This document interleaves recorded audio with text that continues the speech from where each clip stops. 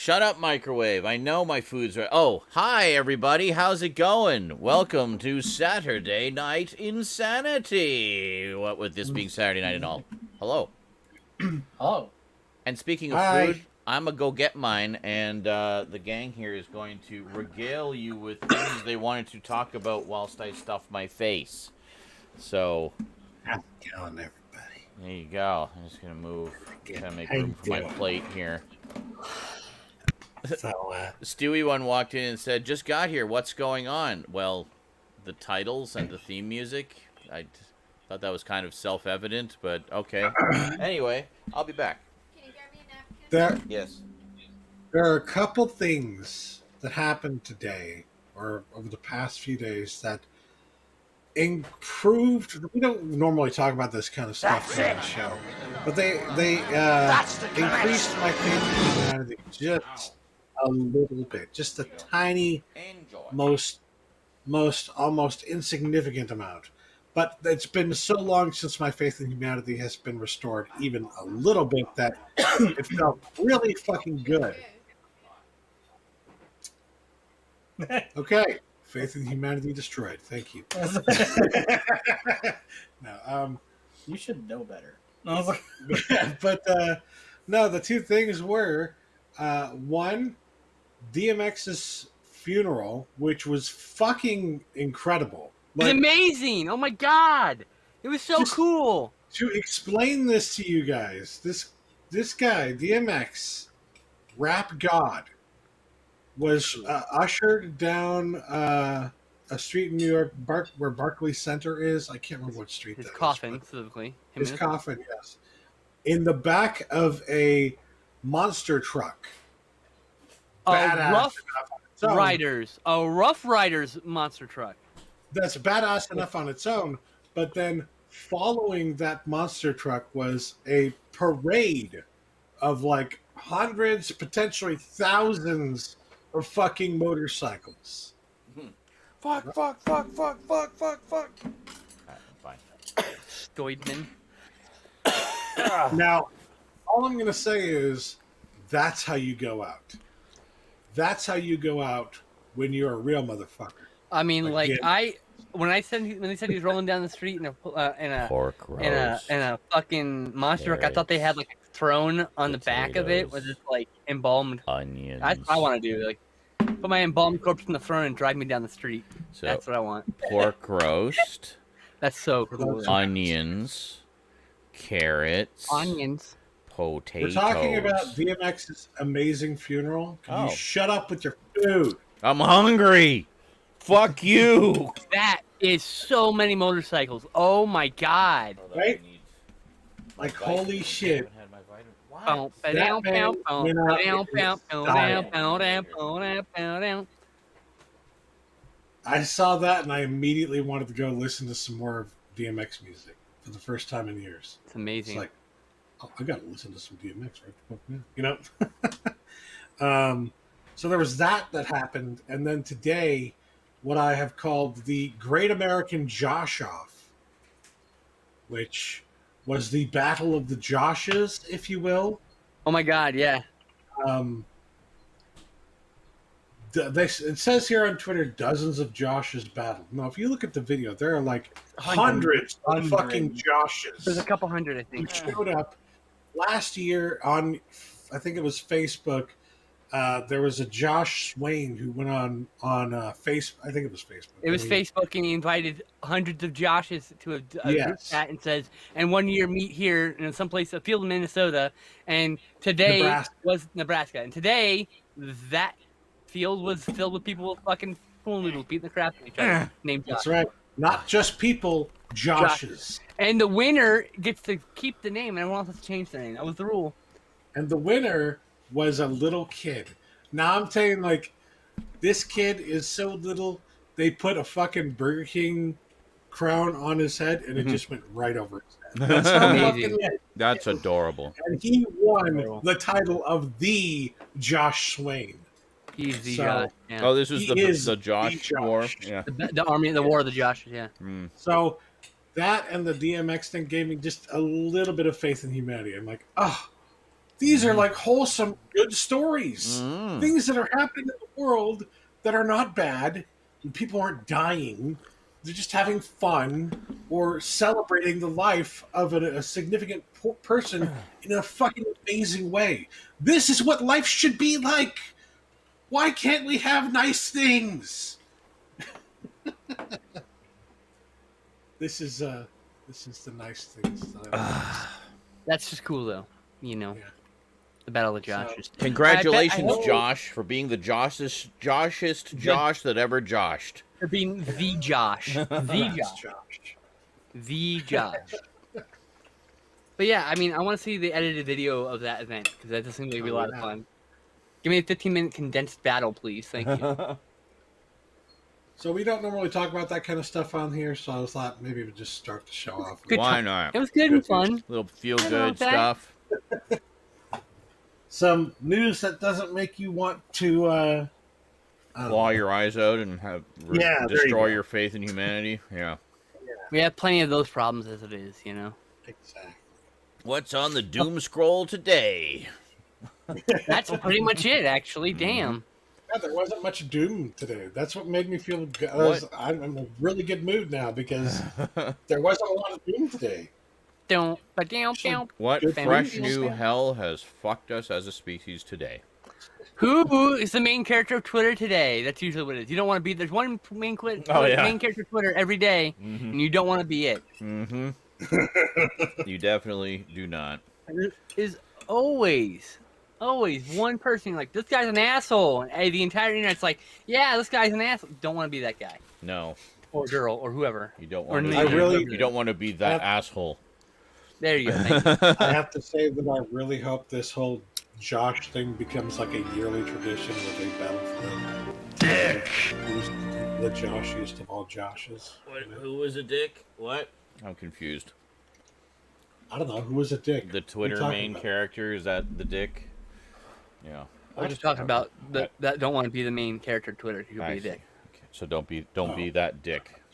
Or Yeah. vagina. Typically, that is how it works. Like That asshole, he said. 99.9% of the time, that's how it works. If you're on the trending and you're showing up like to the whole fucking world on Twitter, chances are it's not for a good reason. You done fucked up big time. I mean, I think my favorite one this week, besides the ones I've already mentioned, was the whole Ben Shapiro and his Oh, God. plank of wood. Holy shit. That was so good. About this beautiful piece of poplar at Home Like a Depot. fucking he self-owns at every turn. It's great. It's And What are he you gonna and, do with it? What are you gonna do with that plank of wood? and he put it in you a gonna draw a bag. couple circles and And he had them put it in a bag for him. It's symbolic wood. It's symbolic wood, Stoudman. Mm-hmm. It's a It's symbolic victory. symbolic of owning Symbolic the of lives. his pettiness. Well, that too. Facts don't care about your feelings. Yeah, well, we Well- don't care about your wood, so. He could give it to good. his, he can give it to his wife since it's the only wood he gives her. Oh! Shit! Fuck Ben Shapiro. That was the best when he went off about wet ass pussy, and he was like, if you needed, if you had that kind of thing, that would be a medical condition. So basically, he just told the whole internet he can't make his wife wet. Good one, Ben. You totally owned all of the libs, Seems like a personal problem to me. Not a medical condition. who immediately retorted by making their wives wet. I have one of those superpowers of the panty dropping sexy voice, so I can only use it very Wow. sparingly. But I have more than once used the voice and then get to look like, what the fuck? Holy shit! Am I wet now? What the hell? I'm I am- confused. I also know. have that gift. I use it sparingly because, as one should, when one has great power, Absolutely. responsibility, I don't have that gift. I don't all want to that. flood the It's world. a great power. Oh my God! Skinslip's being sexy again. Batten down the hatches. Get the buckets. I don't have this gift. I'm jealous. I'm More than jealous. one person. When I tweeted about this, more than one person confirmed that. By the way, so Well, there you go. you know, I'm not just blowing smoke up your You ass. have consensus. I just have a good voice when I apply it. You know, Mm-hmm. when I concentrate it. Yeah, it won't work on us. So, just saying. No, I wasn't doing trying it. I was like, Okay. I was like half of it. I was like, I didn't want to go full power. I don't wear panties.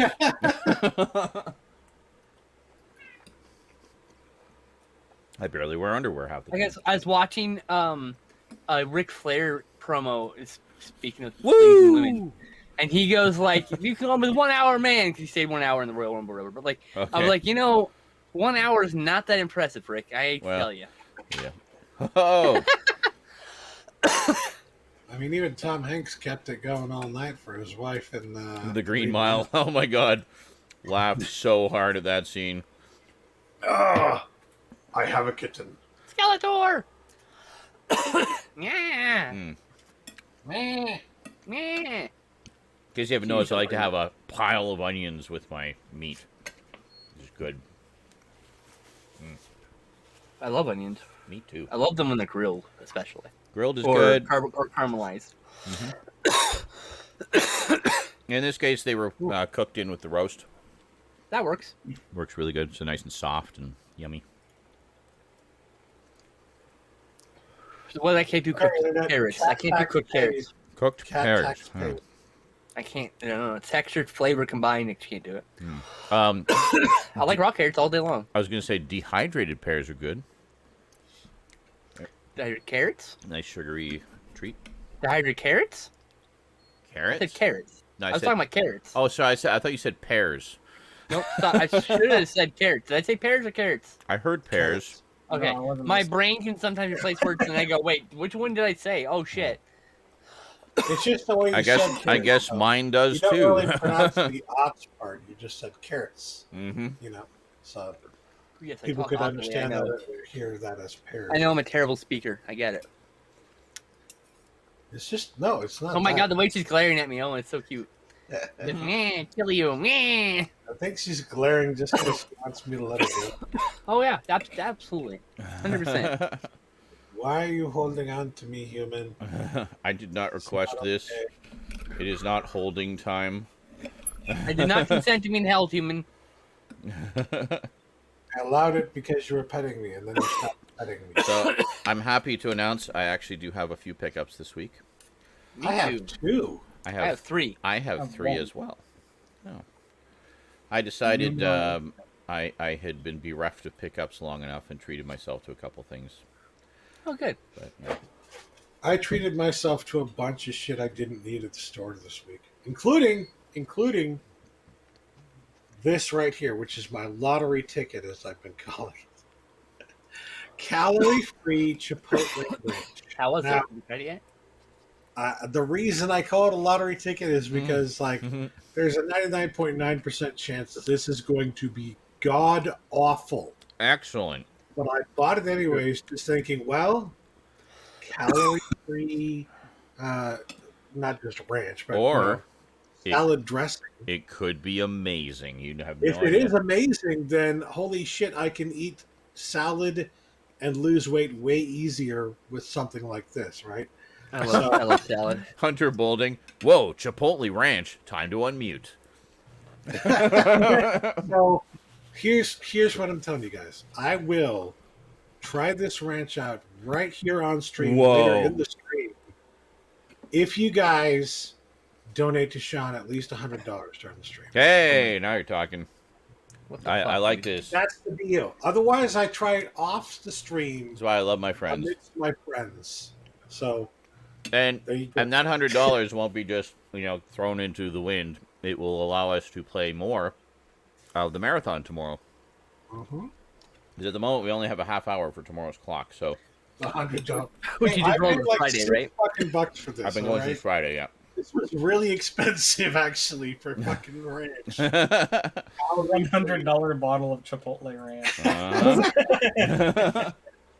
That's If what I'm going to being take done. a chance that this thing is going to be the worst thing I've ever fucking tasted, come on. You wanna need see to my win the real lottery experience to with afford it? the Come on. ranch. Chat, has anyone told you you look attractive tonight? You do, chat. You do. Dude. It's really good in your $100 pajamas. bottle of Chipotle ranch. This is the best looking audience in the world. Look at that. Look at them. Look at them. Look at them out there It's so attractive, watching. I can't even handle it. I know. I'm like Inside. just Them chat size. I'm so platonically aroused right now. There's just leaving those chat size line. Oh my god. Brain has the biggest boner right now. You have no idea. Ah! I like it. JL, there is no key to winning the lottery. You either do or you don't, and most people don't. Hey, Almost Hunter everybody. Bolden getting the ball rolling with $20. Thanks so much, dude. Fucking A. We only need $80 more. $80 more, and Stoud will poison I will himself try it for your literally pleasure. the second we get to 100. Okay, I wasn't hold on. planning on trying Hold it on. until later, but I'll try it the second we But get to 100. when you do, you have to just drink it like a fucking drink. No. No, come on. come on, Yours No. salad. You Come fucking. on. No. Oh my god. I have the salad ready. He has, Giant weenie. he has to try it in like a practical sense, like how he would potentially want to use Oh no it. no! For $100 But, for $100 you know. bucks, I'd totally take a swig. Like whatever. I take a little swig. Ain't gonna kill anybody. That's If I have a right. mouthful of dressing, whatever. Yeah, see, Hunter says, Alright, I just okay. want to know if it's good. Doesn't Dip do a it or big put it on chug a or cup. anything. Just a little swig. You Yeah. talked You me don't want to into kill it. I will salad. take a small swig. Thank it is you. calorie free. It's like Okay. whatever. I And don't then you I don't will waste try it. it Just on a the little actual bit and then. salad. Okay. I'll compare. How is Oh. it as a Is drink? it How How is it is as it- a drink? What if it's a better drink? What are you gonna do then? You're Oh just my gonna god! be, Switch You're that just so instead. confused. if it's a better drink. Oh my switch that god. instead diet soda. We just see Stoud guzzling Chipotle Ranch every week. This is so good. God, that would be so meme-tastic. Oh my god! Oh Jesus! Oh my goodness. So the reason I know this, or well, I don't know, but I've got a pretty good feeling this isn't going to be any good at all. Uh-huh. It's calorie free, it's sugar free, it's Mm. fat free, it's carb free, it's Oh. gluten free, and cholesterol free. So all of It the has things that give none you of the flavor. That give you flavor, exactly. And the number one ingredient is, in fact, triple filtered purified water. It's literally flavored Mm. water. It's literally flavored It's ranch water. basically ranch Sounds water. yes. delicious. Flavored ranch water. Oh my god! And it tastes like an actual ranch. There you go. Mmm. Horse droppings. All organic. Delicious. Yeah. Can't wait to get LaCroix ranch flavor. Oh my Mm. god! Please, someone Photoshop a LaCroix fucking ranch flavored. Oh plot. Oh my god! Mm. Ranch flavored fucking bubble water. Oh my god! It's amazing. Cream of Stoudman. Oh my god. Oh That- no. That's a deep cut. That's a deep cut for S&I viewers. Holy shit. Oh, that's shit. Oh my I god! think there's a clip of that somewhere. Oh my God, Cream please, of someone find a clip Stoudman. Now, I have looked up reviews of this. I waited until after I bought it. You can tell just how watery this is, by the way. Mmm. Delicious. Look at this. Look how watery that is. Mmm. Mm-hmm. I looked up reviews of this, Uh-huh. Not and favorable. actually, it on Amazon at least has a 4 out of 5 stars. Hey. But Like average. it's extremely divided in that, like, Okay. people either say they fucking love it or they're like, this is the worst thing I have ever tasted in my entire life. There's some of those reviews where they say, I wish I could give less than 1 star. There is one like that, yes. There is one. There's of always those. one of those. Yeah. Always at least one, yeah. Well, it's like what we were saying with when IMDb had their message boards, there was always one thread. This is the worst movie I have ever seen in my entire life. It was like a rule For, of the for internet. like every single Have to be at movie, least it was somebody's one review. worst movie ever. Citizen Kane. This is the worst movie I've ever seen. I can't understand why people say it's a classic. Yeah. It's not even in color. Why doesn't it fill my HD TV? It's a 4x3 movie. It's his sled. Rosebud's his sled. There, I saved you 2 boobless hours. Wow. I just Trying sit to there let that spoiler just fade It into the just, like, you're sitting background there for all the watching it and people it I just- want to show that movie to. You keep bringing it back up. You're sitting there and watching it, then it just like goes, and it cuts to just Peterson. Yeah. Sled. There, it just made you 2 long movie hours. There you go. Oh God. We all know there's way more to it than that, by the way. But Oh, I love that movie. I just love it as a movie. I don't care. Even if it was considered the worst movie of all time, I would still love it because it's just a great movie. So honestly, great story. to this day, Yeah. I still randomly think about it and think about like the character development in it. And Yeah. Oh, it yeah. it brings up new things to the fore for me every now and then. Just like, oh man, And that's something about that character that I hadn't realized before. Well, and you know? also Very rich. all of the camera techniques that Wells literally invented out of whole cloth just to get the shots he wanted and the sort of transitions he one where wanted and stuff. He literally dug into the fucking ground Yes. to get the fucking camera low enough to. Yeah. Take There's the another fucking- one. There's another one that it's so seamless you almost don't even register it. Where you're seeing a photo of all of the top reporters from the rival newspaper that he wants to get, and the camera moves into the photo, and then it's the actual guys sitting there, and Wells walks in as Kane, and he's talking. So it's like it goes from photo to live action, and it's so fucking seamless you can't even tell. Like, it's crazy. It's crazy how much stuff they did in that movie. Crazy. There's madness. good reason why it is, taught in like every film class in the universe. Citizen Kane is important because film was rapidly changed after. It was. The way films were shot was completely changed after. Oh, it was a that. game changer. Not big time. immediately. No. It happened. Yeah. It was a slow process. Yeah. One or two movies here, and then next you know, that's the style. That's how the way modern dramas are shot is literally invented by Citizen Kane. By Citizen Kane.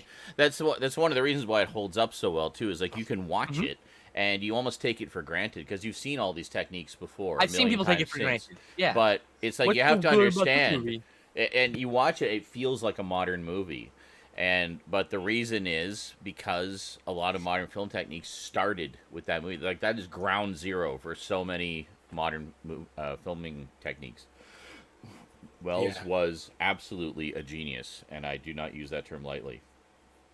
But, fantastic absolutely. filmmaker. During that time period, too, I would say like anything Orson Welles did in the 30s and 40s, period. Yeah. War of the World. You need to see or hear.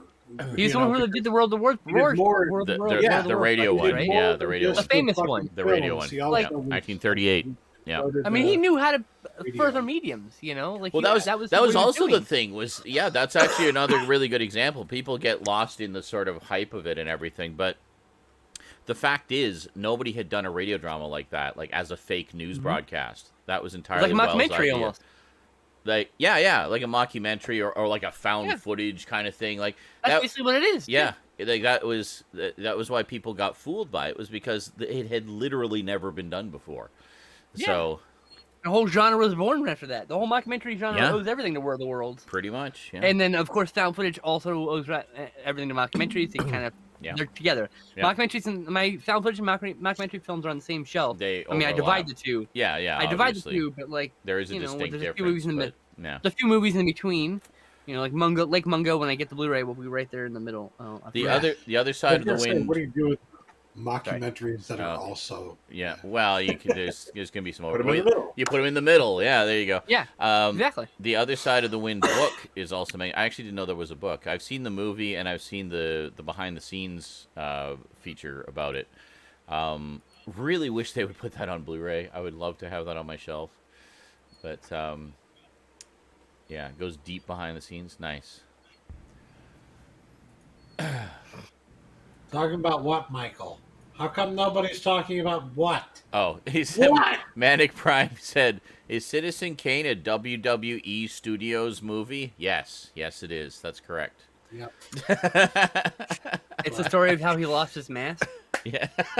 And he lost the rest of his Oculus He is would- the Citizen Kane of horror. I'll tell you, the secret is he actually used to be a wrestler named Rosebud. That was like his secret wrestler identity. No, you spoiled and it. What the fuck? and it's No all about spoilers. his fall from grace from the world of Rude. professional wrestling.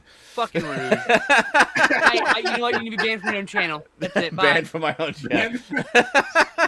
Oh, shit. And unsubscribe. And unfollow and Cancel block subscription. and report for spam and. Yeah. Yes. Who would play the ghost? in Getting a my WWE donation back. movie? That's it. Calling my bank. The answer is John Cena. You can't see him. John Cena. Oh. Specifically, John Cena playing his own theme on 2 nose whistles. Oh God. I can't How mind about that. kazoos? I like kazoos. I think they would really play that theme well. Kazoos. Just playing on a slide whistle. The slide was. Yeah, exactly. There you go. Or maybe a jaw harp. Sounds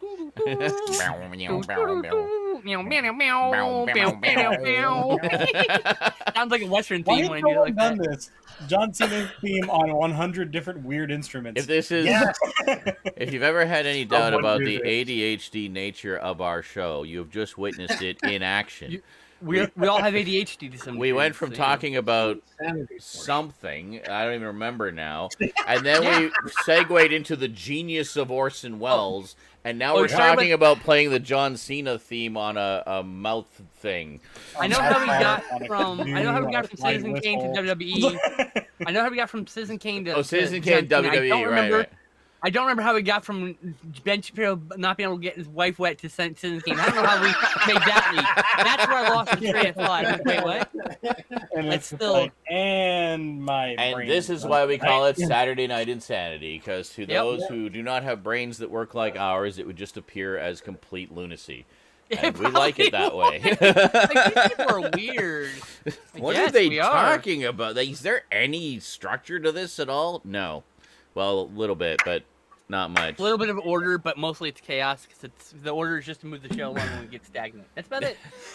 I found John Cena's theme on a kazoo. Oh my Oh, god. yes. Excellent.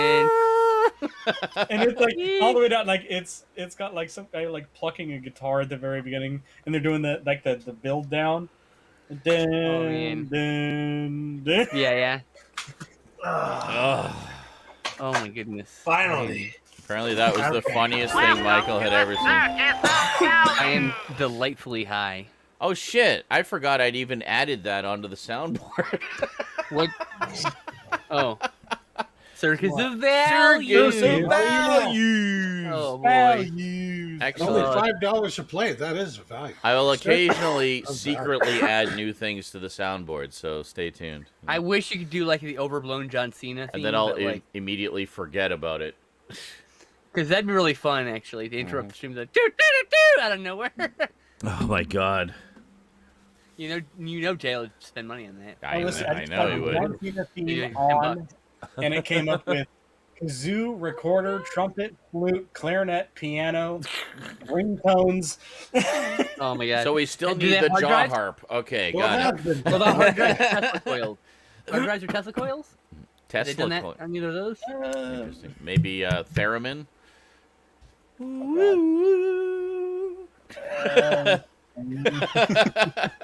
Oh my god! The next time the Fantastic Plastics are streaming, I'm gonna pay to see to do the John Cena theme because they have a theremin On theremin? And hold on, Yeah, yeah. there you go. and also Perfect. synthesizer stuff. I'm gonna make you please do the John Cena theme on theremin. Oh my god. Hey, thanks, Smeghound. And hello, It'll be worth Crimson the $5. Cross.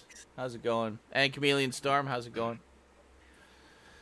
Alright. there's I just some need my new post unbanned pile of food I- smoke and then My very first time showing up there, I got them to play Black Sabbath Paranoid. So like, hey, they didn't have to pay for it. They're just like, here's a freebie. I'm like, oh, sweet. So I'm definitely gonna pay for a request now. Yeah, there's probably, if I actually spent some time and actually search, I could probably find some weird shit. But You know just what? general Google Sure. searching, I've just found those. So no Tesla coil or hard drives? Not hard drives, no Tesla coils. Damn. No, Stylophone? no mouth harps or theremins. Damn.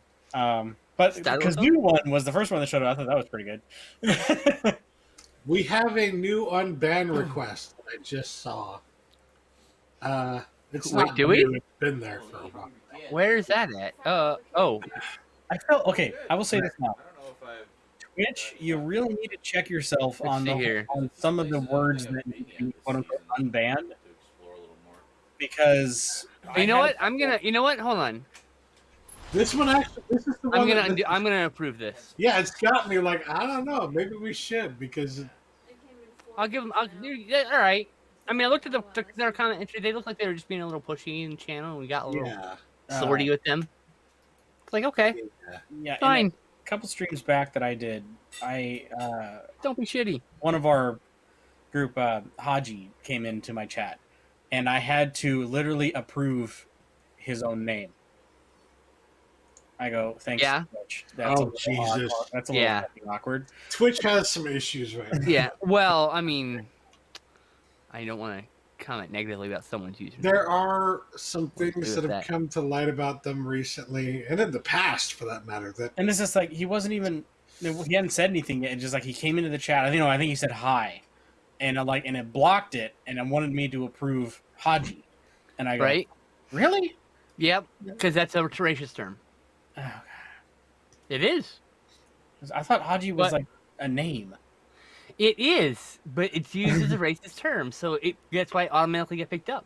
Which is Oh. why you approve it, because it's like, Yeah, it's the person's You know. name. So yeah, yeah. So it's like, it's just like, yeah. it's kind of fucked up to say, well, this is a person's name, but it's also racist, so we're going to block because that term has been Like- misappropriated. The name has been it. Yeah, that's misappropriated, just it. Right? Like, and so the auto mod picked it up. Before I Yeah. just asked you to unmod him. I mean, and we just Yeah, said, yeah, approve I it. just I 100% approved it instantly. Because I'll ban someone using that term in a racist way, like of in course, a heartbeat. Yeah. Zap, gone, bye. That's where technology doesn't quite AI is not the best. do as good as the human intelligence. That's Yeah. why AI with human assistance is the best way to go. Yeah. A Like, computer is only some as flags. smart as the person who provides input. yeah. Yes. So the person who programmed and the person who approves and then declines Exactly. things. A Which computer is why can do oftentimes on social nothing media, without human input. people who was like clearly have broken the rules get stay at because some guys like, I don't know, there's Right. these two brain cells are fighting. Oh God. Or it's worse, You're is like if welcome, you get a moderator, because moderators can be racist and transphobic too. So like if you get a bad moderator, they can just deny your shit, even though I it's just totally love transphobic. that- to be fair, when you slow down anybody, I'm responding to Michael here. When you slow down anybody's video of them speaking, typically it makes them sound a little drunk, especially Jeff Goldblum. Oh if you've God. ever watched it, there are a bunch of really old videos of Jeff Goldblum doing Apple ads back But- in the 2000s, I- and they slow it down. They make That it was a sound, meme makes for it a sound- while. makes him sound drunk. If you do it to Nick Cage, it just sounds like he's acting really well. Yeah, that's the thing. It doesn't work with everybody, but most It people, also works with Christopher Walken, most by the way. people it works with. Mhm. It Makes them sounds feel like they're drunk. Christopher Walken not only sounds drunk, he sounds like slurred drunk. Yeah, I don't know. His accents and Yeah. the heavy emphasis on the words that he uses. When you slow it down, he sounds like he's trying really, really hard to not sound drunk. I think the reason it works so well for Ben Shapiro in that case is because he talks so fucking fast. Everybody knows he's a fast talker, right? Oh yeah. Ugh. Who I don't does know, I not haven't like watched fast his stuff. talkers in the chat? I never watched more than a Hands clip or two top. Like fuck. Oh, I have someone I work with who, Want him to fall downstairs when she gets a lot. working and gets doing things, you stop her for a second and she will talk literally about 160 words per minute. It's just, okay, and it's just like boom, gone. And it's just like holy shit. Like what? Huh? well, That that's was, a that was a very tsunami of vocabulary that just smacked me in the face. It was like- it was like- You just hit me unadulterated with a giant block of words. You just beat me with upside the head with words. I forgot who said that, but they said, yeah, a tsunami of vocabulary. I was just like, That's wow, good. that's I like a good it. way to put it. Very nice, very nice. Like Captain America just sounds really tired Yes, he does. when you sometimes like oh, I don't know, Fury. Because he doesn't sound drunk, he just sounds really tired. He just sounds like he's been working a lot. He's like, I need a nap. Like, Ooh, no. it's like me when I haven't slept for like 72 hours. I'm like, hi guys, how's it going? Actually, yeah, it's all the Bruce Banner scenes also when he just like he's frustrated and he goes a lot. You slow it down and him going It's so he sounds uneasy when he does it. It's so good. It's just like, that minute-long sigh was just a little bit too much. It's like on the inverse, what I notice is that when you speed up certain songs, they sound even better. Yeah, there was a couple. I couldn't remember what they were. My favorite is Rasputin. Oh, yeah. That one sounds way better at 1.25 speed on YouTube. You cannot convince me otherwise. Listen to that song again at 1.25 speed. It'll be fucking dancing. Caramel Dancing song, the one that turned into the anime dance song, even though it's Swedish. I think because it appears in an anime, if I'm not mistaken. That's why. No, I don't think it does. Carmel and Dancing isn't. I think I'm pretty sure that's the name of the song, which is. It is. It's the name of the song, but it's also a Swedish pop song from the early '90s.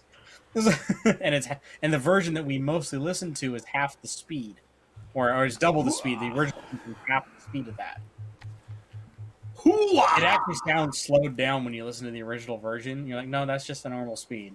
The version we get, the one with the dancing anime girls and the high-pitched voices, that's double the speed. Double. Hey, Al Pacino. I didn't know you were going to show up to the chat today, but... Hoo-ah!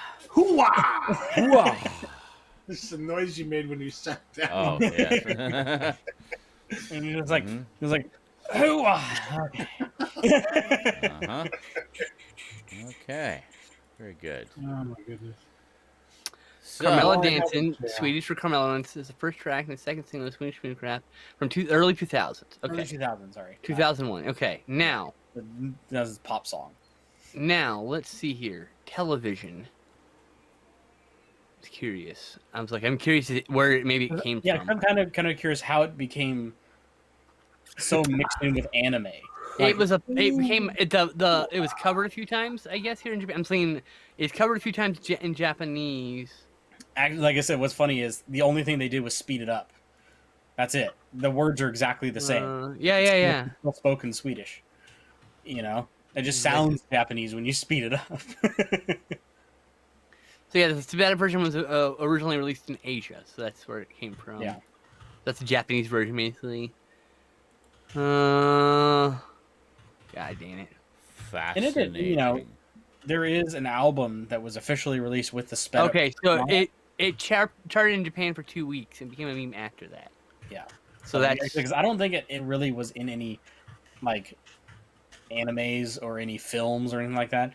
It was just someone sped it up and people liked it, and then it circled around. It was sped up by the people by Quake Inc. Music, who became the Japanese distributor, and that's the one that charted. That's why that was part of the meme. But yeah, the dancing with the specifically, I remember specifically there was a girl at a comic convention dressed as Ty Lee, which is a different anime, not related to the song at all. And she's like dancing around, and some people are being lecherous about it, but like it's fairly innocent. Yeah, it is. I mean, the song is just there's actually an English version. Oh, that's cool. I like to hear that. There's actually not only there's an English version, there's an English heavy metal cover that's actually pretty good. It's sung in English. That one's actually pretty good. It's by two. It was a collaboration that they did. Let's see.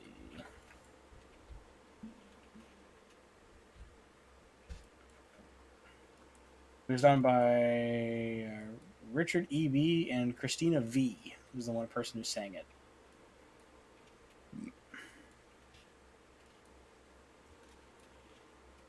But she sings it in English.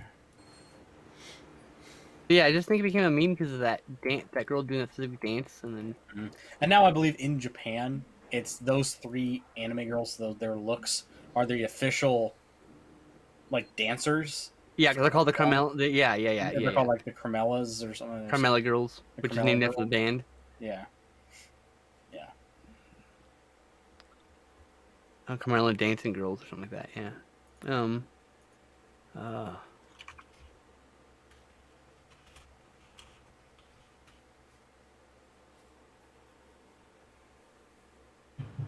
So, anyways, news. I have no idea what they were just talking about. I came in and just decided to stay quiet and let them Caramel dancing. Oh, We were talking about an old Ooh, fucking meme ooh, from the early 2000s. Oh, okay. Ooh, ooh, ow. All You your don't remember base that? are belong You to don't remember us. that? You don't remember that song? What song? Caramel dancing. No. Probably if you heard it. It's one of those songs. Yeah, if you heard it, you'd be like, I'm yeah. like, no, I don't know. It's from like Yeah. 10 years ago. 15. 20, almost Oh, 20. oh, 20. Almost. It's The like 15, early 17 days years ago, of around the there. interwebs. Yes. Yep. You Pre-YouTube. definitely heard it during like the Stickam days. I'm sure you did. Oh, I'm pretty sure you did. Probably. I don't know. It has gained resurgence repeatedly. So, yeah. Probably.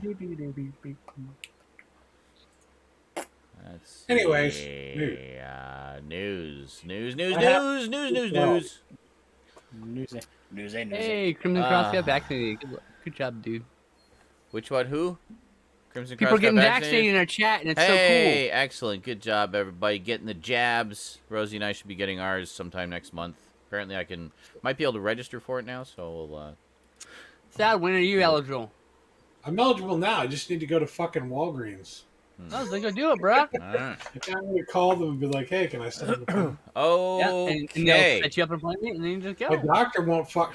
He wouldn't respond The to me doctor at won't all. fuck? Like, Well, damn. I You want a doctor who fucks.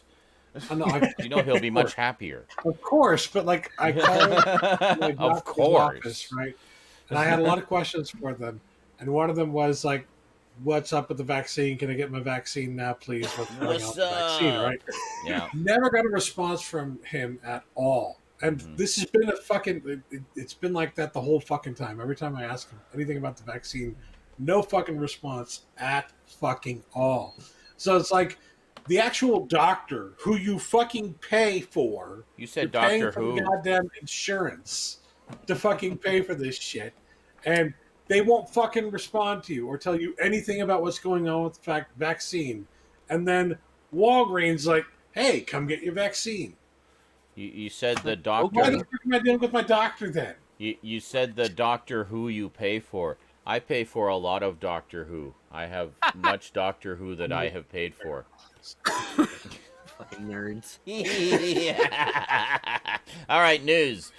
Thanks to our resident New York news hound, Raptor Rivera. Got quite a pile of news this week. First off, news IRL. Yeah, before we even get to the trailers, some big news here, especially for those of you who frequent our Discord. Chat startup Discord Incorporated has ended talks to sell itself to potential suitors, including Microsoft. Microsoft had been in advanced talks to acquire Discord for at least $10 million billion bajillion dollars. Sources close to the matter say Discord is doing well and prefers to stay independent at this time. Yay! Woo! They're not selling out. Hooray. Oh, I watched this the second it dropped. I think Raptor gave me a direct link to it, too, because he knew I'd be... And it's funny because I just rewatched the first one in this series with Ray the other night, and it was great. We were in the mood for something scary. Official trailer for the 8th film in the Conjuring universe. The Conjuring, The Devil Made Me Do It. So it's the 3rd Conjuring film, but it's the 8th in the universe. 5 movies behind. I've only seen the first 2 Conjurings and the first Annabelle. That's it. Same. So I'm probably going to work through it slowly with Ray, because I don't think she's seen all of them either.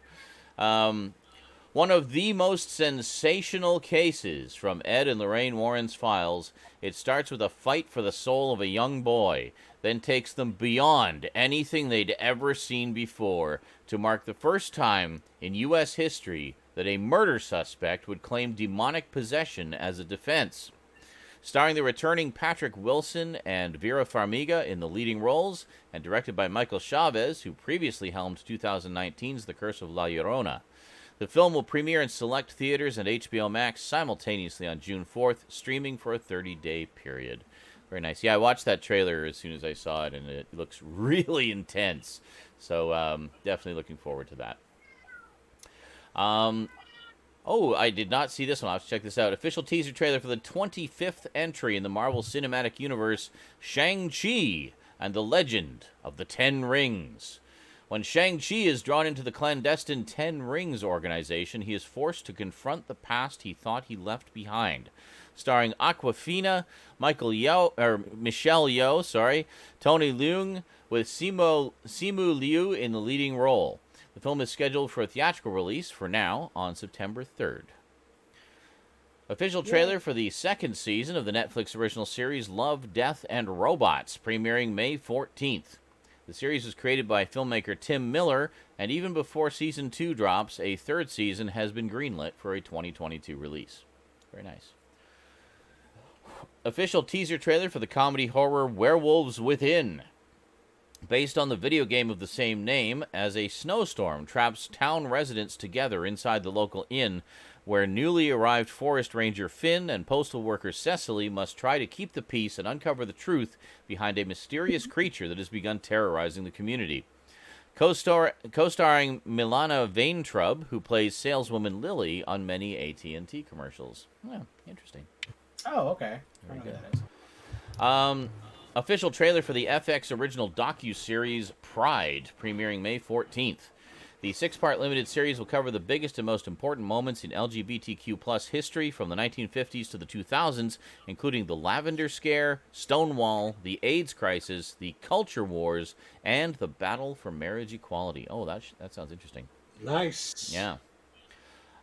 Official trailer for the Netflix original film Oxygen, premiering May 14th.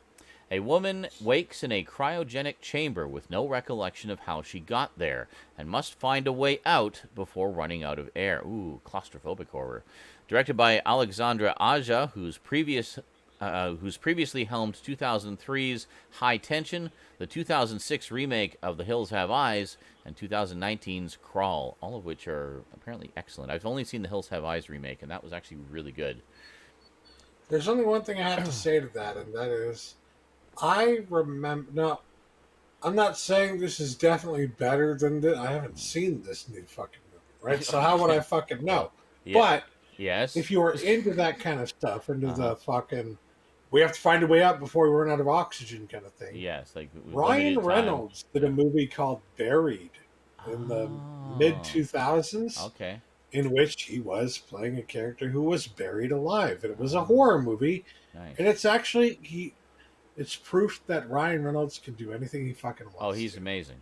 He's really fucking good He's really in good. that fucking role. It's a great movie. Yeah. A lot of people talk shit about it, but it's actually quite good. He's a more versatile actor than a lot of people realize. Like, having seen some of his non-comedy stuff, like, for example, the Amityville Horror, he is, like, scary in that.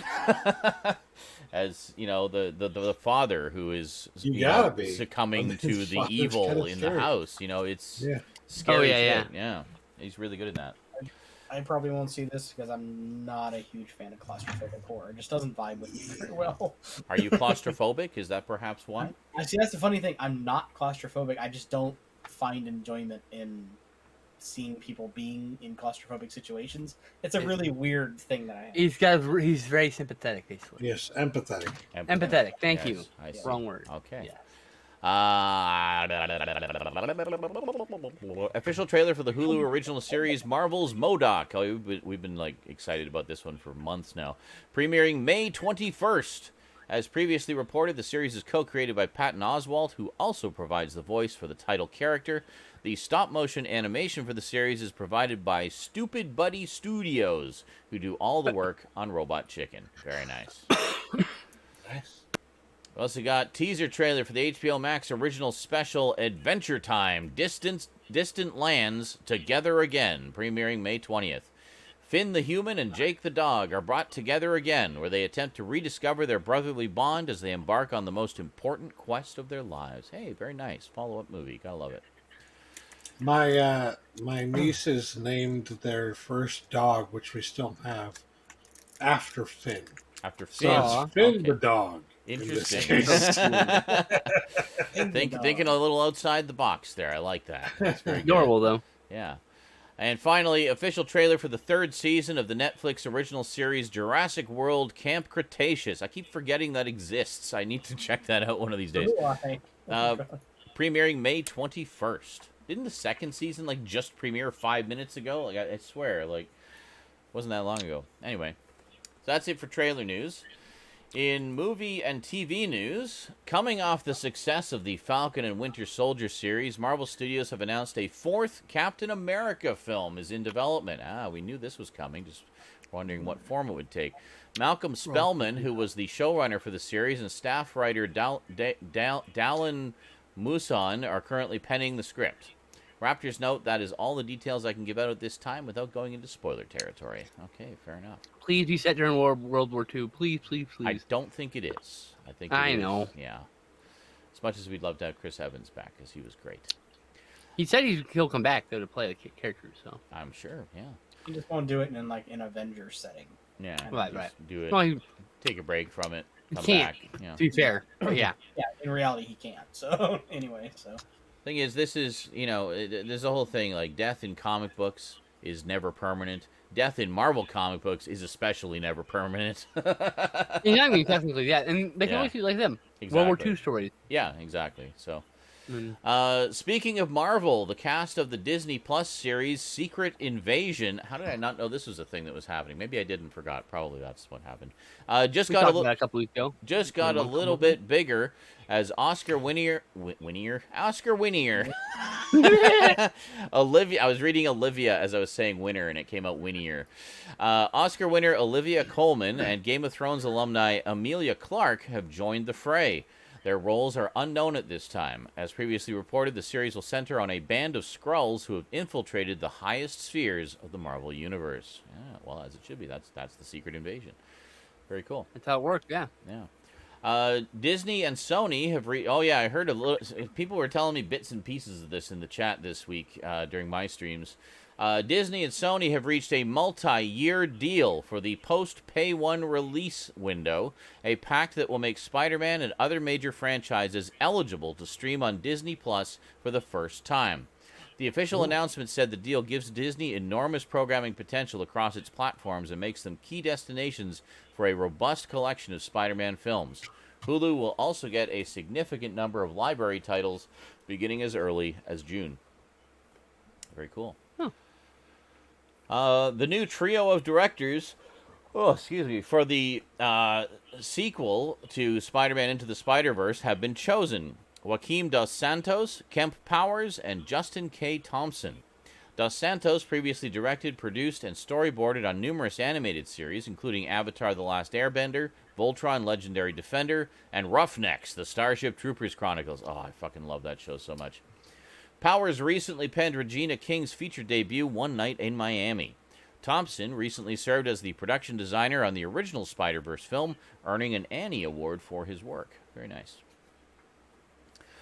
After nearly a decade of delays and almost half a dozen different directors, DC's The Flash finally began filming this week, and it was confirmed that Michael Keaton will be returning as Batman from the Burtonverse. There we go.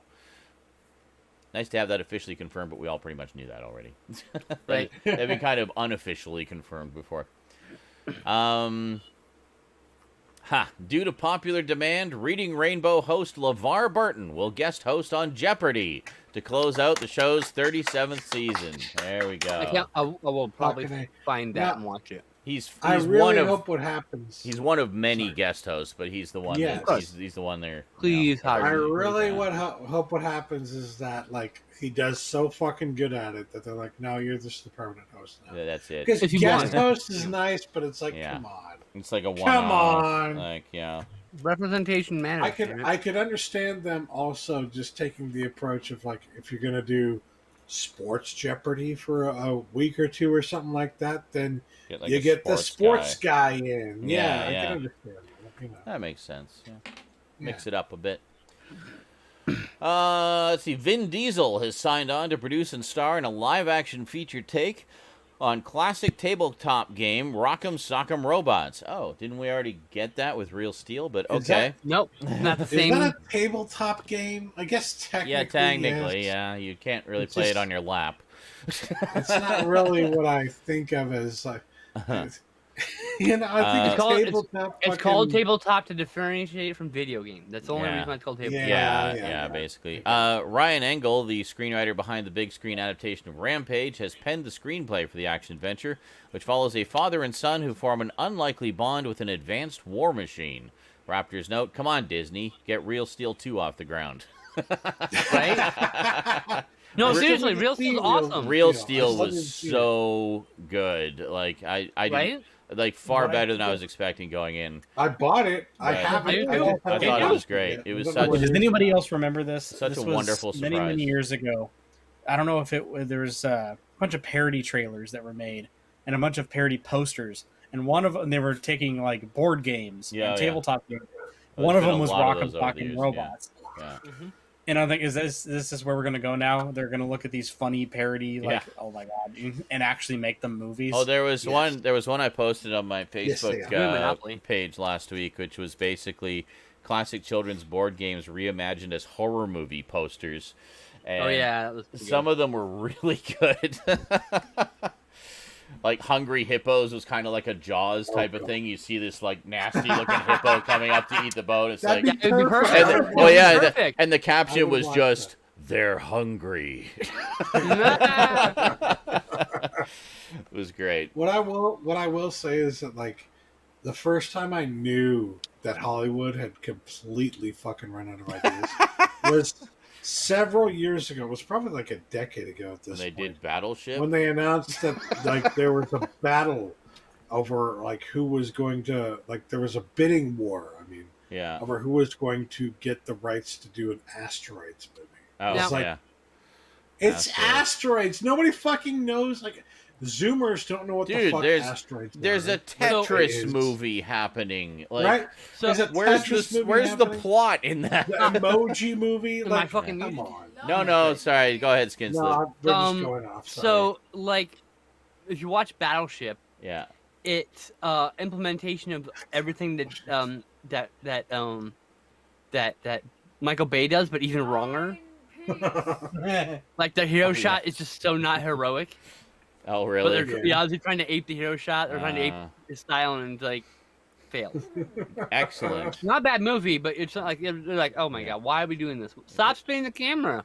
Oh Yeah. God, more of that shit. I have it sitting on my shelf. I still haven't watched it, but It's worth watching. I think it was. I feel like I think it for was me, gifted to me. But- for me, it's Battleship, Battle LA, Battlefield Los Angeles, the Hmm. Skyline trilogy. It's all one series for me. It's There's a just- trilogy for Skyline, I like Skyline, Skyline? though. I need to see the Skyline, other Beyond ones. but- Skyline, and yeah. Skylines. So there's a Okay. trilogy for that now. Yeah, I knew there was at least Oh, a wow. second one. But, And the Skyline, the first movie is like super rare on Blu-ray. Really?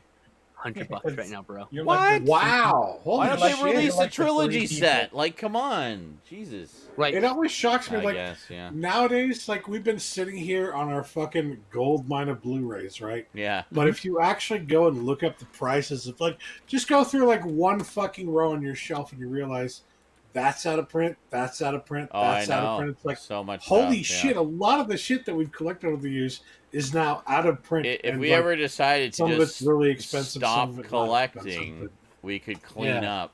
but- yeah. Wow, That's even never the, about the point though. hold it, even well, no, obviously, but even the second Skyline is out of print. Like, fuck's Oh sake. shit, really? Can Beyond I just Skyline? can I Oh, just wow. get these movies and oh no, actually in Canada they're really cheap. They're like $11 used.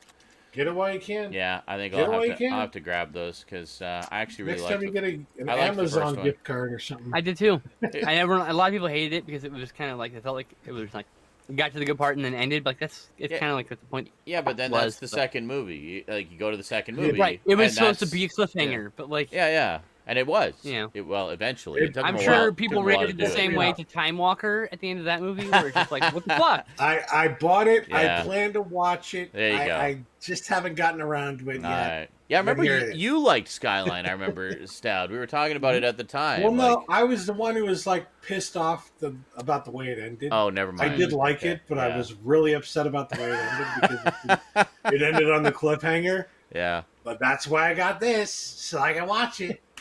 And there's a third one called Skylines, which is on Netflix right There's now. a new one. Yeah, that one you can still get fairly easily. All right. Well, mental note: get the Skyline trilogy. All right. Well, by the way, guys, don't forget $80 more, and I will take a swig of this Oh, that's right. Yeah. calorie-free I should also Chipotle mention ranch. I did a lot of editing this week, and I used I finally upgraded Vegas because it's on sale on Humble Bundle right now. So, Oh, yeah. yeah, you can get version 16 of Vegas right now. Vegas Pro Edit with a whole bunch of extra stuff for about 30 some odd dollars. It is a freaking steal. It's like literally a tenth of what the actual price of that program it's is. 93% off, guys. 93% off. So, Usually costs $400 fucking dollars. Yeah, I've been using Vegas Pro 14 for years because a few years back I upgraded to Vegas 15, also through a Humble deal, and I just found it really laggy on my system. So I thought, well, okay, it's cheap. Let's give it another shot here. Maybe they've optimized it. Version 15 was when Magix first took it over from Sony, so it wasn't quite. They were still transitioning, I think. But they're figuring the shit out. But version 16, rock solid, stable. I've just basically uninstalled 14. I'm done. Still can't use the GPU. No, it can. It does. No, remember, so it's crashing every 40 minutes. Well, no, it has that glitch, but you can use the GPU for rendering. So that's what I do. I switch it over to GPU for rendering and just CPU for editing. But yeah, no, very good. They definitely done a lot of work on it since version 15. It is dirt cheap. So if you want to use what I use to do my editing, there you go. You can get it cheap, and it's good. I swear by it. Zaranyzerak approved. All right, carrying on with the news here. Oh, and I get a kickback if you use that link, by the way. They give me, I don't know what the percentage is, but it's decent, you know. Well, and some of your proceeds go towards charity as well. So yeah. What I was going to say though is you can actually, they have like the slider at the bottom. You can actually determine how much of it you want to go to. Yeah, that's true. Yeah, you can do whatever. Yep. But all right. So thanks for your support. All right, how you met my mother? Yeah. That's a very different show. That's a very different show. I think it's the porn parody. How I Met Your Mother sequel series titled How I Met Your Father has been ordered at Hulu with Hilary Duff attached to star. In the near future, Sophie Duff is telling her son the story of how she met his father, a story that catapults us back to the bygone yesteryear of 2021, where Sophie and her close-knit group of friends are in the midst of figuring out who they are, what they want out of life, and how to fall in love in the age of dating apps and limitless options. According to an individual with knowledge of the project, it remains unclear how or if the new show will tie into the original. And who was... That's my favorite kind of sequel, the one that does the same thing but different. That was the Humble Software Bundle. I didn't know that was tied into my Streamlabs, but thank you. Oh, shit. I was didn't like, know that either. I was like, where's the donation? I don't see it, but... I didn't know I was going to do that. Thank you. I had no idea it was going to do that. I needed the software anyways. Yeah. It's good software. It's got a bunch. It's really good. Just Vegas, but it's got Vegas a bunch. It's got some additional like video effects. It's got a music maker program. It also comes with Vegas Movie Studio, which is like a more kind of object-based editor. If you don't like the basic sort of mode, yeah, it's more kind of basic. Like think of it kind of like you just need to do a simple edit. That's you just kind of throw really it like together. On systems, I installed or if you have an older computer. That's the one to use. Yeah, so. I installed everything. I haven't tried Movie Studio yet. I might try it just to see if it'll help speed up my workflow a little bit on certain types of videos. Prime goes maybe when it's 93.55% off. Yeah. I really like the music maker stuff. It's really good. Have you tried that? Yeah. Really easy to use interface compared to some of the other software I've used. Yeah. Still very technical though. Yeah. Well, I was gonna say about that this show, How I Met Your Father. Yes. Right? Yeah. I liked it when that '70s show did that concept. That '70s show was great. That '70s show was great. That '80s show, I like the concept of going back to the '80s. I hated that '80s show. They could have done it so much better. I never. It was a bad show. It really was. Like, interesting. That was an interesting place to take it, but as I've heard from many people, you included, it didn't work too well. No, but it was. It's like this is one case where I'm like, wait a minute. So we're going back to now? Yes, Now? they're in the future, going back to now. They're in the future, like What are 20, now I'm just 40 or curious, what are something, they I going guess. to make the future look like? And I hope they make it look exactly like it is today. Or maybe kind Just- of like the Jetsons. I hope it looks really dystopic and fucking dark as shit. And like, Yes, Yes. there you go. Now you're talking. I like going to And the they're in a store and fucking there's like just bunker fucking or just something, you know, crime and it's like Yeah, Gotham City underbelly here. military police patrolling the streets, constantly night, constantly raining. Everything outside the house is shown. I through Neon surveillance everywhere. camera. Yeah. I was going to answer Dowd from earlier. If you want a good show about the '80s, watch The Goldbergs. Yeah, I've heard that one's Oh, really yeah. good. I need to check You that know, out. one of these that's days. a pretty good like slice of life from the '80s. That's the good that sitcom. 80s show.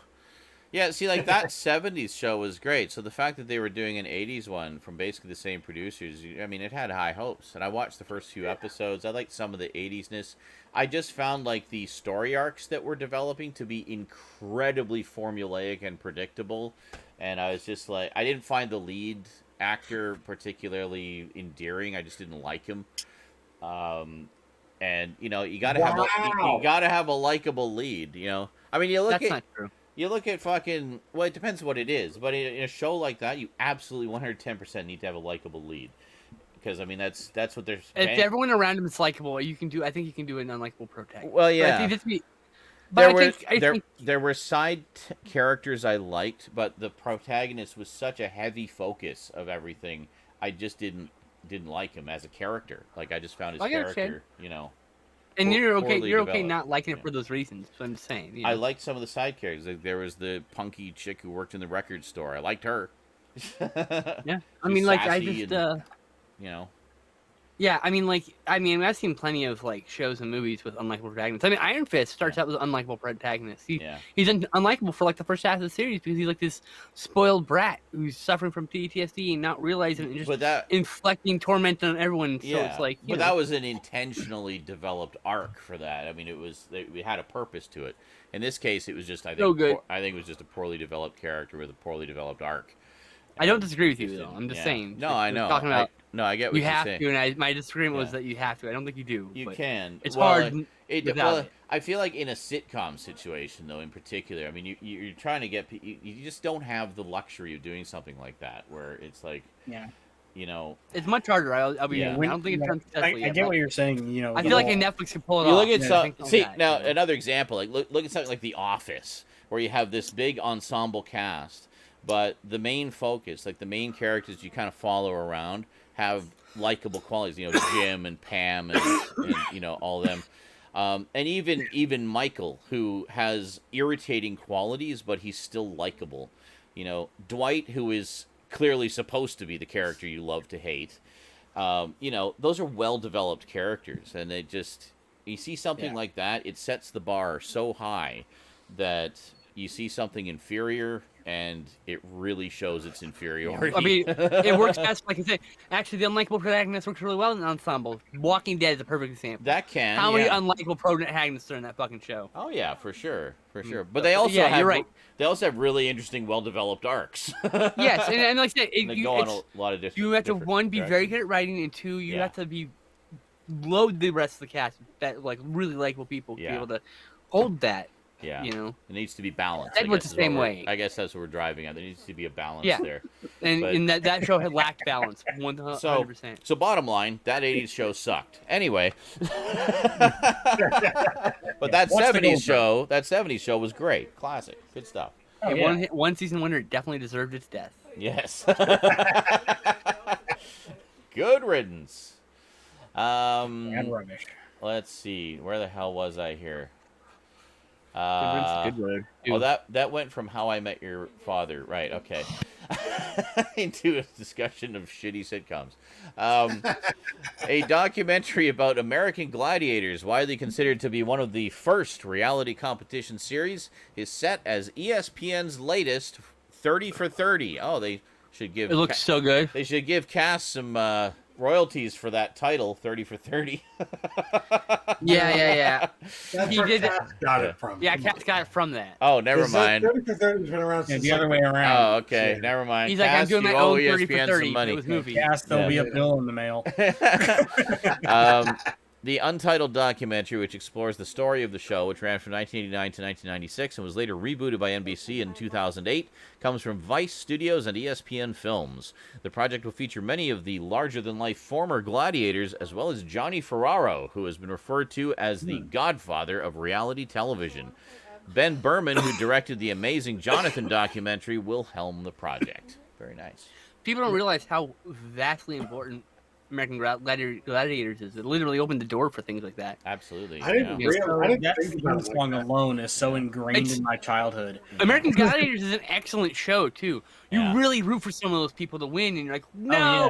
And there's always that one person. There's literally people who are just assholes, Yeah. and they're the fucking heels unintentionally. Yeah. You don't think they're the heels, but we're like, oh, I hope that guy doesn't win. Fuck that guy. Everybody you talked to who was a fan of that show, they all had their favorite gladiator. Yeah. For me, it was Turbo. Malibu. Macaroni and guts for crying out loud. Come That, on. that can actor.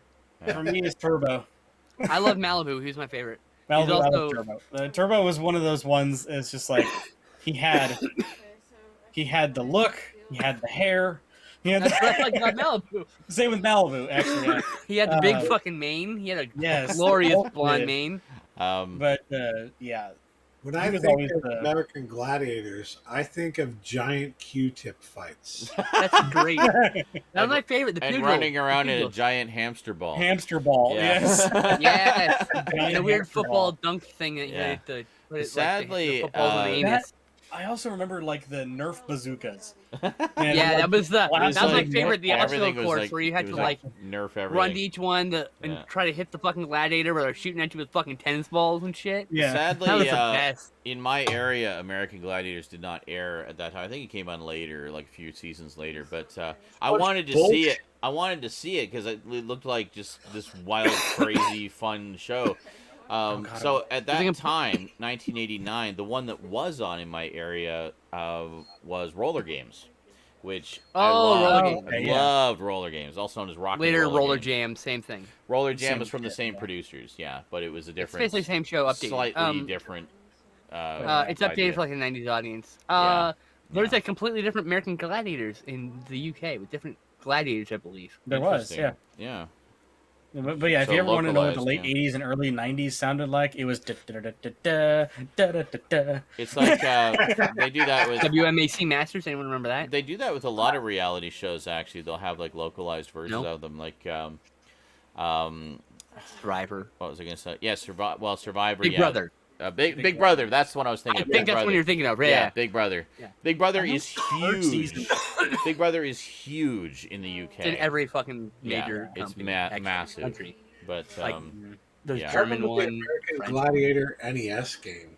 Remember that There game? was. That there thing's was. terrible. Yeah. It's Yeah. so terrible. Yeah, it's Not really surprised. sad. Yeah. Another one of those movie Completely I'm on sure top it's of LGN, actually. games based on movies or shows that are awful. The games are awful, not the shows. Speaking Yeah. of like hugely popular UK shows, I'm weirdly addicted to the Great British Bake Off. Okay. Because A there's lot of people are. Yeah. Mostly because they bake things I have no idea what the fuck they are, and two, It's a when someone gets voted off, everyone cries. Excellent. Literally everyone. That sounds And it awesome. Yeah, I found out after watching like the first 9.5 seasons, Hell's Kitchen has a UK version as well, also hosted by Gordon Ramsay. I'm like, Oh my god. I need that to man was working so much. It's crazy. You wonder why when you see him, he's constantly looking at his watch because he probably has like 15 places to be that day. Right? Like it's Yeah. ridiculous Like, how I gotta much do, I work gotta do that another man does. recording session. Yeah. And Why is he fucking so me! angry all Yeah. the Get time? me eating this fucking borscht! It's like fucking yelling. And I gotta go find it in the fucking plane. but That's yeah. Mandy fucking dripping sweat on me. But no, you have me eating this fucking dog drivel. You know, like I need to. I've seen a few clips. You can see some clips on YouTube. I really want to see the UK version of Hell's Kitchen, but yeah. Gordon I love Ramsay it. and his home territory. That's terrifying. I know, right? Right. Okay, during a recent episode of Fat Man Beyond, Kevin Smith revealed that the next installment of his View Askew-niverse, Clerks 3, will begin filming this summer. As previously reported, the film will follow Randall post-heart attack as him and Dante make a movie in the convenience store. Oh, that's Oh my like God. bringing it full circle. That's Yes. wonderful. Yeah. Oh my. As art So imitates life, right? That's fantastic. I'm totally down for that. Anything with more Randall in it, to be perfectly honest. I Is love, there anything love more Randall. wholesome than Kevin Smith in Hollywood right now? I love That's- Kevin Smith. Love that's all I Kevin have to Smith say. so much. It's like We love he's you, probably man. Now, I'm sure there's some shit about him that isn't necessarily like great, but Yeah, in terms not of like much really. I mean, people he's in terms of people in Hollywood, yeah, he's actually one of the better people in he's a Hollywood. good person. right? He's a good person. He keeps it real. I hear he's actually genuinely a nice person. Yeah, he is Yeah. so Mhm. accommodating to people. I remember Wet Movie 1 got to interview him like a red carpet thing, and Oh, nice. and he said, okay, we got to give time to everybody, so you get like 2 questions. He's like, okay, Wet Movie snuck a third one in, and Kevin Smith just kind of glances at the camera and just goes. But he graciously just let him ask the question, and then he answered it. He was like just super super nice to him, but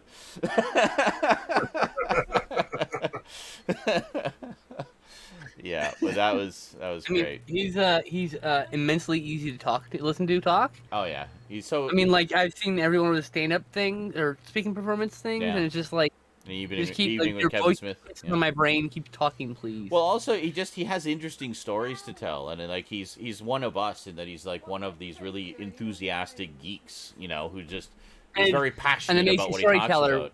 And verbally he's a great storyteller too, so he just draws you in. Mhm. Yeah, Yeah, no, just And by the way, love Kevin Smith. there are a few blue tubers that we will be like that. This person isn't that good of a person, or we don't like this guy, or whatever, for whatever reason. But Wet Movie 1 is absolutely one of our favorites. Oh, Wet Movie's great. Love Wet Movie. John and I. Yeah. Wet Movie's a good guy. We've spoken to him. We're friends with him. Well, Yeah. friends. He used to be on the Five Awesome Studs. That's where I met him back in 2009. Yeah, And we've he's a just good guy. Been kind of acquaintances ever since, but yeah, no, he is a good guy. He means well.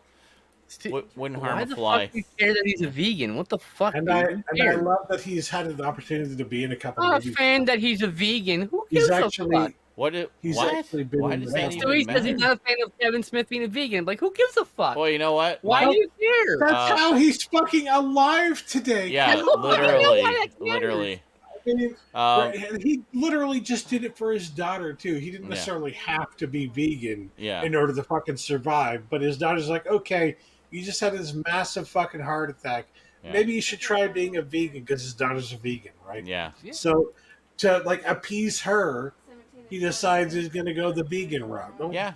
He God just, for fucking bid. Come I on. know, right? Yeah, And he he just, lost so much you know. weight, and I'm Yeah. sure he cheats and eats a burger. well, every of course, now and everybody then. does. And you got to treat yourself once in a while, but still, Like that once a week, I'm like, I'm putting fucking bacon in this body. Like yeah. It's when I not was about dating a being- vegan, I was like, okay, I get it. You're gonna do your thing, but once a week, I'm grilling some fucking bacon or making some bacon because I Or get some having bacon in a this body. burger or Yeah. something. Yeah. You know, Like, What I would say is it's not about putting on the fucking jacket of like, I'm vegan, be proud of me for being vegan. or no, whatever. and for a lot of Not people, bad, it it's isn't. just- Like, his daughter was vegan. His daughter was trying to convince him to be Yes. vegan, and then he had this heart attack, and he's like, "Okay, let's try the vegan thing." but Like, I don't understand why you say you're not a big not a big fan deal. of it. Like, how does it It's affect not a you big in deal. any way? Like, why do you She care? doesn't- That's Why why does I'm so it? big Why deal. does it Come on. matter? I'm not trying to pick on you. Like- I just don't understand why you don't like the fact that he's a fan. That he's a vegan. I don't Like, know. that's weird. It That's all is. I'm saying. It's strange. it's Anyway, very strange. I apologize. I don't need a dog pile. I'm just Yeah, saying. I don't mean to. everybody it's- pile on. But it's just Attack like, the why? viewers. He didn't do anything Yeah. wrong. I don't know why. I don't know. He Okay. just made a choice. It's a free country. God So damn it. anyway, Kevin Smith hurting is anybody. great, and we love him. He's only eating the plants which cry when he chews them. Speaking, To be fair, I prefer the ones that scream. I take that approach myself, in that like humanity as it exists necessarily needs to fucking kill things to survive, Well, and that something, yeah. includes plants. It's Plants just- are living beings. They actually scream when you kill them. They are living beings. Communicate with each other when Yeah. they're They killed. scream when Hey, you fucking kill them. I've when seen you Day of the cultivate them. Triffids. I know all about how plants talk to each other. What's and, funny, and that was a plot our sci-fi demise. concept. They literally do like emit some sort of communication There when they're is, being like, killed. It's like an ultrasonic pulse. like or an so energy, wild, energy and or something, yeah. energy And it's pulse. like this fucking Yeah. sci-fi movie. Like, oh, that's ridiculous. And here we are, Nope. 2021. That's the sad truth about Everything- humanity, though, is that Yeah. no matter what you do, like we can't live off of fucking minerals alone. No. We actually have to kill things Yeah. Well- in order to fucking survive. And if you That just is kill literally- plants, that's fine. That is literally the cycle of life. Like, that is Our how the lives. ecosystem works. And I Anyway. respect anyone who Just chooses to be aliens. vegan. I'm just Yeah, saying. that's like, fine. Yeah. There could The be plants some do in true fact cry when you aliens touch them. out I there. will throw in my 2 cents. I've had some really, really good vegan food. Fuck yeah. I had vegan. I have had some really good vegan cookies and food. vegan bread, like home fresh baked vegan bread. Yeah. Holy shit. Oh my It's god, some good right? stuff. Actually, honestly, a I lot have of had vegan cookies. yes. And they're actually really fucking good. Well, that's the thing is like there's this stigma that health food has to taste terrible, and yeah, some of it does, but vegan of it stuff, we've mentioned that's this like before. next level health food, and they go out of their way to make shit that tastes good. 100% sure. Fair. Like some of the things, like, oh, it tastes great. And like, it tastes like cardboard. What are you talking about? Yeah, Some of it tastes really good. And I'm like, yeah, it tastes great. You this know, tastes like Sure, old mileage gym varies. socks. Yeah. I really like tofu, Taste y'all. buds over Tofu's time because of your fucking Um, addiction to veganism. But Yeah. Addiction to these vegan. are really good. These cookies are really good. Okay. What? So What a thing to say. I'm anyway, just saying, like, you're talking about how, like, desperately some of trying these to fucking segue here. vegan foods are really Yeah. terrible, right? luck with that. Saying, like, Yeah. the reason why those are terrible to us who have Let me know how it goes. decent taste buds is because Don't insult people. all these vegan people have ruined their taste buds to eat nothing but vegan foods. I've ruined my taste No. buds by smoking for 30 years, so, you know. That's why I need a nice bloody steak so I can taste the death on my tongue. No, oh god.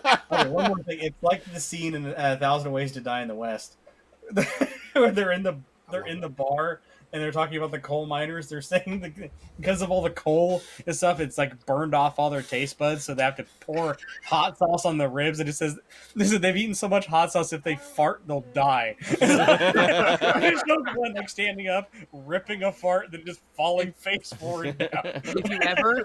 If you ever want to go to do like try a vegan meal, take tofu, get extra firm tofu. You take paper towels and you drain it and dry it completely, and you put it in a bag with your favorite seasoning or whatever, and some liquid or whatever, and the tofu will taste that whatever you put in it, and then make something with it. I did buffalo chicken bites. Nice. Yeah. I've heard some tofu actually has fucking like plastic. That's your chance to say. No. Oh, okay. So anyway, we love Kevin Smith, and speaking of Kevin Smith, the filmmaker is looking to push the boundaries on indie distribution again, and this time he's auctioning off his latest horror feature anthology, Kilroy Was Here, as an NFT, non-fungible token. Oh boy. No. The owner of the NFT will secure the rights to exhibit, distribute, and stream the work, making it a means for whoever owns the movie to earn money outside of the blockchain. That's actually, that's a cool NFT. Unlike these people who are selling fucking JPEGs for $5,000. Like, come on. terrible. It's not terrible. That's good. Whoever. NFTs are terrible for the environment, no matter what. What do you So mean hold on. terrible for the environment? It's digital. The way they have to produce them, the using the cycles, it creates CO2. It's really bad for the environment. What are you No, talking about? there's literally NFTs are like terrible for the environment, notoriously so. What are you talking about? It's a digital exchange. It's a very Because very, you have ones to and produce zeros. uses computers, dude. It uses computers and cycle processes your processor. The creation Hey, of the devices. No. Yes, Hold on. go Google it, motherfucker. Shut up for a second. You're getting confused. You're mixing this up with bit mining. It's not the same No. thing. I'm not mixing it up at all. They're both They're both similar. Go Google it. So, well, I don't know. Like, fuck, dude. It's the big carbon. I will say this is very much a Skinslip ruining things thing, but Yeah. at the same time, I'm not wrong. like, she's not wrong. She's damn not it. wrong. I want to see the It's movie. just like- I don't want some rich person to put it in the fucking vault like the fucking Wu-Tang album. That's what happens when you do this shit. Yeah. No normal person gets it. Some rich asshole gets it. Puts it in the fucking vault. Hey, you're preaching to the choir here. How many missing episodes are sitting in fucking rich assholes' private libraries right now? You know, Same thing. They had the only one. Like, fuck you. Yeah. That shit's so. Ugh. Kevin's bad choice. Well, hopefully there's a I'll stipulation in there exhibit that if for you want to that buy reason. it, you have to exhibit it. You can't just vault it. You know. So. Can't make people do things like that. Well, if that Yes, kind you of thing can. happens, If I'm it's sure in the you're gonna do it. contract. It's like this is the deal. If this is not acceptable to you, no sale. Done. I highly know? doubt that Kevin Smith thought that far into the future, or that Correct. much Yeah. into what was NFTs were. going on with NFTs or whatever. You know, Yep. like They see money like, ooh, that's a good way to make money. You're like, Yeah.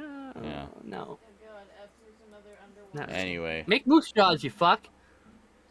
What? Make moose jaws, You motherfucker. really I want want the moose first movie. jaws, I know Oh, you the new do. horror I want movie. the first part of the trilogy. Okay. Thanks. Speaking of NFTs and the evil of Kevin Smith, actually, Bastard. this has nothing to do with either of those things.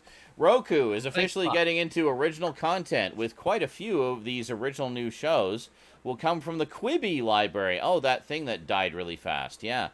Of content Roku got in a fire sale in January earlier this year. A fire sale of streaming content. I expect we're Please gonna. give us money, oh God. Yes, please. We need to Yeah. recoup these costs. Yep. I'm so waiting for the streaming bubble to just implode and a lot of those Oh, fire yeah. sales to happen. I fully expect that to happen around the same time as the housing market implodes. No connection at all. Just No, like just I coincidentally. think they're both going to happen at the same time. Everything Definitely implodes. connected. It's But we're not such gonna get political. such an oversaturation of streaming services right now. It's So ridiculous. many of them. I don't care that you got WWE. I'm not subscribing to Peacock. Get the fuck out of here. Yeah, exactly. Like No, you can't make me. no. You can't make me. My mom said you can't make me. And I don't have to share with anyone. Speaking of NFT, no. God. Lucifer actress Amy Garcia and New York Times bestselling author AJ Mendez have been brought on to pen the upcoming untitled 47 Ronin sequel. Garcia and Mendez are the co-authors of the comic book series Glow, based on the Netflix property, and Dungeons & Dragons for IDW Publishing, as well as Wonder Woman for DC Comics coming out in July. Prior to a writing career, Mendez wrestled for the WWE under the name AJ Lee and became a multi-time women's champion. What's all these messages appearing at the bottom I distracting me put from the two news? different articles for you to read later off stream. No, I'll read it. I'll read it now because, see, my understanding was NFTs were all digital. I didn't know it was like some kind They're of created somehow. bit mining I mean, thing. I know all this stuff. Well, I thought need it to was be the aware. demand created them. That was the extent of it. It's like, More than that, unfortunately. give me and it's a problem. $5,000 for this JPEG, and you officially own this JPEG. So, all right. So blah blah blah blah blah. It's 6 so-called. Workplace and actually nifty game where they sold out 10 seconds for thousands of dollars. 8.7 megawatt hours of energy. Oh wow. Okay. So it is like a bit mining thing then. Yes. Okay. So See, it's- that was my. I did not know that because I've only just first heard about these NFT things about maybe 2 weeks ago, and it didn't Right. intrigue me enough to look deeper into it. So There's also a new one that uses hard drives instead, but that's just gonna make hard drives expensive. yeah, Someone great. figured I had to do it on a Commodore 64, and I thought it was fucking hilarious. I heard about that. It was like they set up a Commodore 64 Bitcoin mining server. Amazing, And it but was, also terrible. It was it was basically a gag, but it was Right. because most like Bitcoin machines are sort of they talk about how many billions of gigaflops of data it can mine in a second. And like the C64 one was like 0.009 flops per second or something. So it would they said it would cost more in the energy expended to run it to make a Bitcoin than the value of the Bitcoin itself would be by the time you got one. Amazing. So Amazing. This is ridiculous. So I'm just like, Yeah. Yeah. Yeah, Legally Blind Gamer says 48 Ronin. Yeah, they added one more for each sequel. Hey, I actually really want to see that sequel. I really like 47 Ronin. Yeah, I have it. I haven't actually. It's really fun. It's it, a fantasy movie, but yeah, like no, I understand. It's not based like, on the just story, Japanese story. 47 Ronin. Anyway. Okay, Seth Angel just adds to that, says any high computing resources, including cloud computing, will consume a huge amount of energy. We only need to use less carbon-based sources to compensate for their use. Yeah, but then we're getting into computer systems that don't exist yet. Right.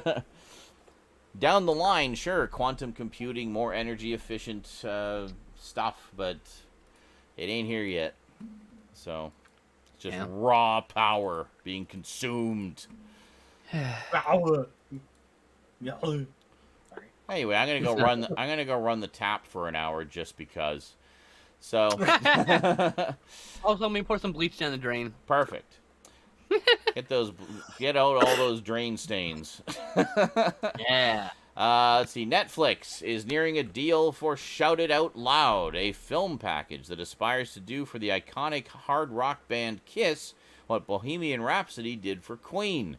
Band leaders Gene Simmons and Paul Stanley are said to be heavily involved. Joachim Roning will helm the project, whose previous works include the sequels Maleficent, Mistress of Evil, and Pirates of the Caribbean, Dead Men Tell No Tales. Oh, I got that out just in time. Thank you, JL. Did you fart? No, it was the Godzilla roar. Oh. Godzilla I thought you were farted. trying to fart at the same time. No. You just like stopped and you went, wow, I got that out just in Yeah, time. you got to No, I was fart and then referring it to the happened. news item before the roar happened. Yes, okay. Good timing, right. Those watching understood. The little zone, sorry. That's I got okay. a little high. Speaking of biopics, Disney is developing one on the master of Muppets, the late, great Jim Henson. Sold. Oh my god, please. Anything with the Muppets, I'm there. Very sold. The movie will home in on Henson's journey to convince broadcasters that the Muppets was a great idea and how he worked to get the characters on air where they became a comedy staple. Henson's daughter, Lisa Henson, will be producing for the Jim Henson Company. Very nice. Well, I definitely want to check that out. The untold story of the origins of the Muppets. During a recent interview, Lionsgate chairman Kevin Beggs confirmed a number of television series that are in development, including an adaptation of American Psycho. What? An American Psycho series? A John Based Wick. on my book, why not? A John Wick series within the film universe titled The Continental, and maybe a series set in the Saw universe. Cool. Interesting. I'd be down for that. I mean, Like, it's that's all basically a series as it is. Like it feels like a Netflix series a lot of the time. You know I know, right? how it continues from one to the next. How far along are we? We're still sitting at $20, I think, right? Yeah, sir. I'm getting hungry, guys. $80 Come on. away. Make Stout drink some ranch. We got 80 more bucks. He'll drink some of his horrible ranch dressing for your amusement, and maybe use it for something practical, like salad, lubricating the wheels on his bicycle or something. Alrighty, what else we got here? Sylvester Stallone has revealed the new version of Rocky 4 will be titled Rocky vs. Drago, the Ultimate Director's Cut. A brand new documentary will accompany the new cut. Titled Keep Punching, the Present Meets the Past, offering fans insight into the behind-the-scenes process of re-editing the movie. Cool. Interesting. I did hear tell that Mickey's robot might not have made the cut. What? Yeah. The best fucking Bullshit. part of the movie. I don't Bullshit. know. I don't know. Want the fucking robot cut, you bitch. Well, that's the Release the original. robot The original is the robot cut. Well, We have that. want Release him the in the new cut. extended robot cut. Extended Yeah. robot, more robot. the robot edition, The damn it. more All robot cut. robot. All robot. Just nothing but the robot scenes. 2 hours of robot. In The robot streaming news, the following were released on their respective streaming services this week. The 6th and final episode of Marvel's The Falcon and Winter Soldier hit Disney+. Mortal Kombat, the most recent adaptation of the beloved video game series, hit select theaters and HBO Max, streaming for a 30-day period. Getting a lot of negative press, by the way. Really? Oh, okay. People are hating it. I'm not surprised Well, because I've been one of the people who all along has been saying the Mortal Kombat movies suck, and this movie's gonna suck. I like the Here, first one. the main from the complaint people 90s. have are the editing, and from my small clip I saw, I'm not gonna like the fight scenes because modern fight scenes always annoy me because of the way they're edited. They always edit on the- there's too much editing. Really. Right, they cut before the punch hits, and Yeah. then the reaction, which actually See- takes all the force away from the hit. See, now love or hate the 90s one, like the first one. It had Hey. great fight scenes because they didn't do that. They actually did them all in wide shots where you get to, they're actually fighting, like good and proper. Well, Jackie Chan. Yeah. I know I bring him up all the time, but So, because yeah. he was the best. So, I have but no why idea do why I that care? didn't become popular. I don't But know. why do I care about the fighting? They don't It's make me beautiful. care about the fighting in the movie. There's Because no the plot fate of development the that makes me world care. hangs in the balance. You know nothing about the lore of Mortal Kombat? Like, really, Stout? Really? That's the other thing about the movie, apparently. But you know, Okay. It's just so. See, that's the whole basic. thing about the games and why I always felt that it was a perfect candidate for a game to movie translation because the lore is so rich and draws on so many other mythologies. It's wonderful. It is very rich lore. I mean, like, Right. I want to see it. So I also want to see it. I mean, I didn't like I'm the the 90s only one movies too here who much. can see I it liked because I the- got HBO Max, and I'm like, fuck this shit. I liked the first 90s movie. The second one, I don't know what the fuck they were thinking. The recent terrible. The recent No, it's internet fine. ones they did, the Legacy 1 and 2, those were really good. I need to see those. To be you know, fair. The I heard the recent what is it, CG one, I guess, the one featuring what's his face? I keep wanting to say Storm Shadow, not Storm Shadow. The other guy, the Ice Ninja guy. Why can't I think of his name? Sub-Zero. Sub-Zero. I knew it was an S.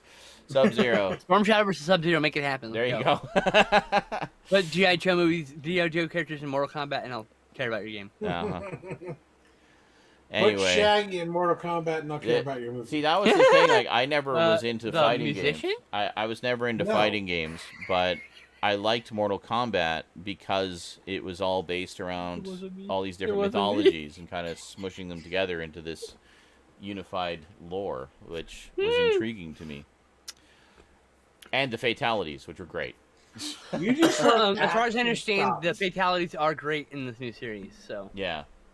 It looked pretty. There's nothing- I watched the Red Band trailer when it came out. It looked pretty brutal. It's- Like as it's not that it's not want it to be. lacking things to enjoy. Yeah. It's just that there's complaints about the movie. I've heard. So See, I'm not I, hearing spoilers. I so. care a great deal for like stories and plot development, and Yeah. there's just not a lot of that in Mortal Kombat. Well, it's a fighting game. There's not a lot of that in most kung fu movies either, Yeah. but they're still fun.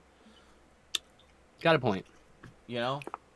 Do you go to see a fighting movie for like deep, thought-provoking plot? No, you want to see punch, punch, kick, kick. Usually, like in a Jackie Chan film, it's a very easy plot of you Well, there gotta has to run be some some guys or you plot. gotta chase some guys. Yeah, just it's the But Jackie function of Chan the makes film. it fun.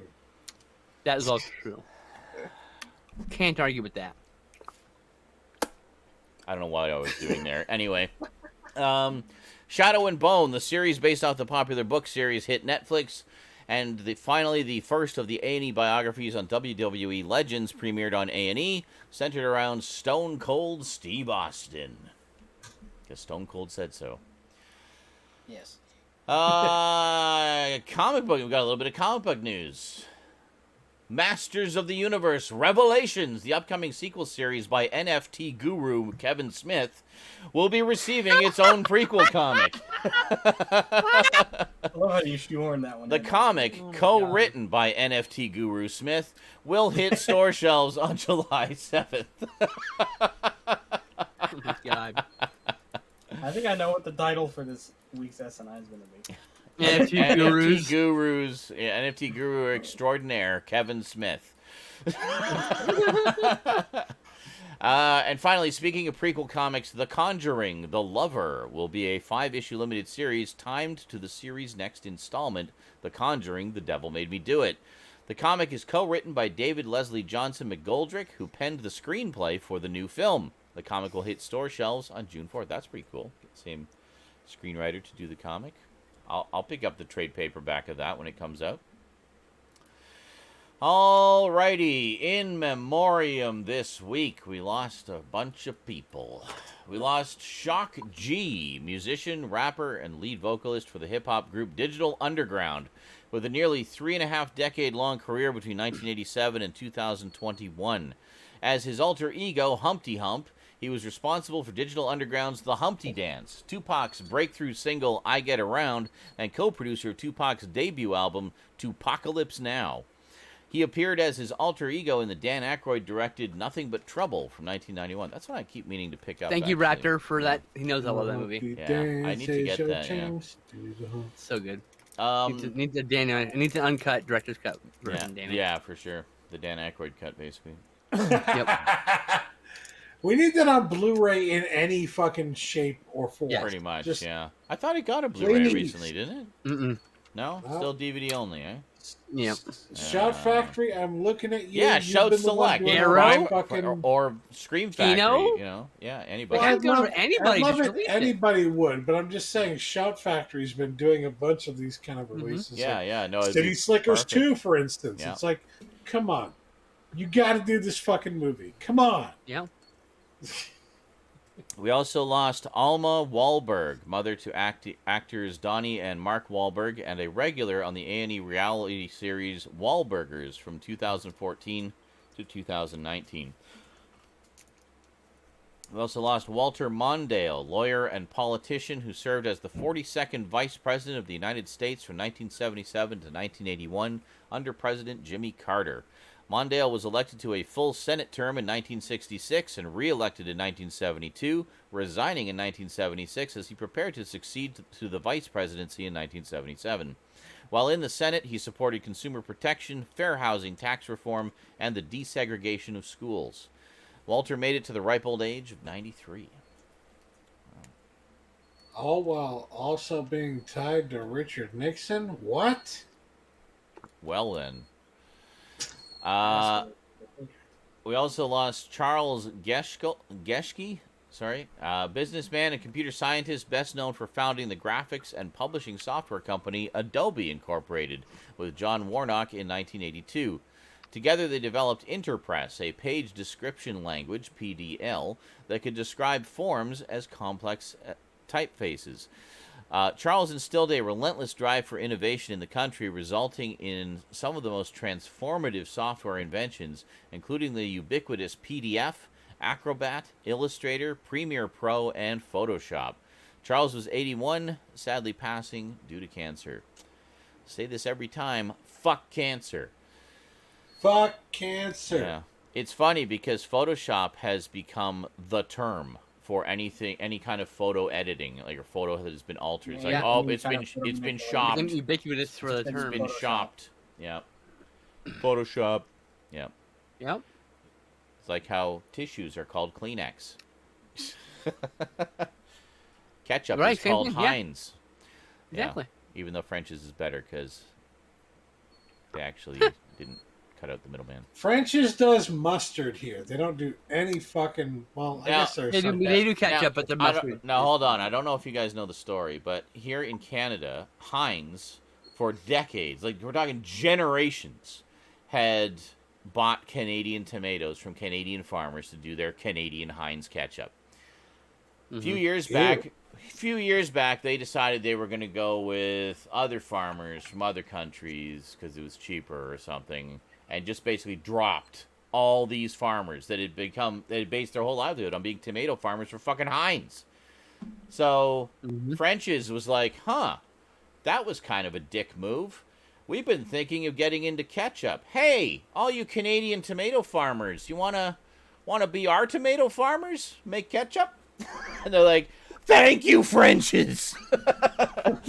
So here in Canada, there's like a nationwide boycott on motherfucking Heinz ketchup because fuck you very much for screwing over our tomato farmers. I'm switching to French's. Yeah.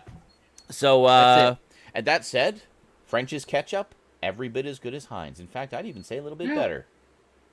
So they Well, don't. it They tastes don't like a moral it's not victory to hard. me. it's absolutely a moral victory. They not only picked up the slack, they made some damn tasty ketchup. So, Look, way to go, it's French's. not like that. What's that fucking Hunt's? Hunt's ketchup Hunt's. is god awful. I don't mind it. fucking buy that. That's ever. I like- don't mind it. You can get that in the dollar Oh. store here. That should Yeah. tell you No. everything. It's fucking ketchup. I mean, it It's doesn't all taste right. like spaghetti. It's, It's ketchup. all right. It's all Yeah. right. I'll take Hunt's does okay spaghetti sauce. But French's. like, Oh fuck, Yeah. man! What the fuck? What? Hunt's dollar You are store out of your spaghetti sauce. gourd. Yeah. hey, if you're fucking Tomato broke, water and all you for can your afford noodles. is Hunt's. Tomato See, water. I don't have a fight in this because I get all my shit from Clancy brand from Aldi, Oh, there you go. which The is light sprinkling of oregano, and we'll call it Italian spices. is like a- yeah. Like yeah. Yeah. Okay. Carrying on here. Anthony Powell. We lost Anthony Powell, English costume designer for film and stage. He has won 3 Academy Awards for 1972's Travels with My Aunt, 1978's Death on the Nile, and 1979's Tess. Powell worked on Spielberg films such as Indiana Jones and the Temple of Doom from 1984, 1989's Indiana Jones and the Last Crusade, as well as 1991's Hook. He also worked on the clothing scene in 1998's The Avengers and the live-action 101 Dalmatians, as well as its sequel. Anthony made it to the ripe old age of 85.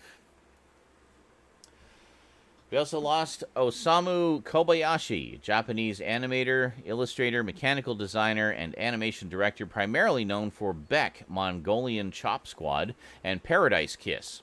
He also directed a few episodes of the popular anime Naruto Shippuden. We also lost Black Rob, rapper with a 28-year career between 1993 and 2021. He was best known for his 2000 single, Whoa, which peaked at number 43 on the Billboard Hot 100. Oh, I was like looking around. Whoa! What happened? I'm sure I pronounced that wrong. I don't know rap music. I'm sorry. Whoa! Whoa! Or maybe it was like Keanu. Whoa. The whitest man alive, right? Whoa! Word up, my homies. Blinded by the white. Blinded by the white. All right, That is correct, Buster Cherry. A good Uh-huh. steak needs no sauce. there you go. Yes. And we also lost Jim Steinman, composer, lyricist, record producer, and playwright with a 52-year career between 1969 and 2021. He also worked as an arranger, pianist, and singer. His work included songs in the adult contemporary, rock, dance, pop, musical theater, and film score genres.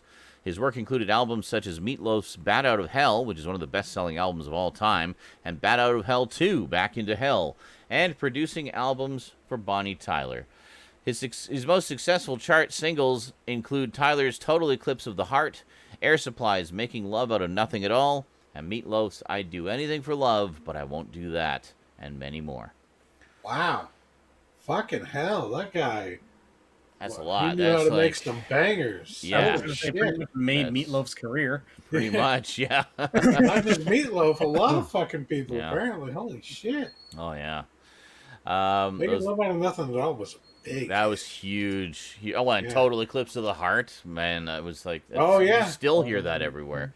And finally, we lost Monty Hellman, film director, producer, writer, and editor with a near 5.5-decade-long career between 1959 and 2013. Hellman began his career as an editor's apprentice at ABC TV and made his directorial debut with the horror film Beast from Haunted Cave from 1959, produced by Roger Corman.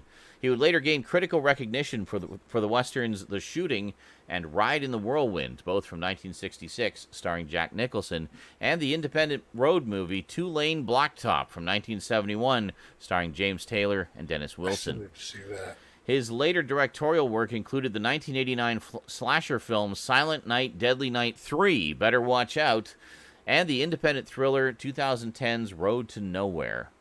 Monty made it to the ripe old age of 91. And that is it for all the geek news. And now we turn it over to Garbage Gamer for the video game news. And what's on the screen this week, Eric? Please tell us it's more wrestling. Wrestling? Say I say hello. no wrestling. Totally. Excellent. Very good. Epic.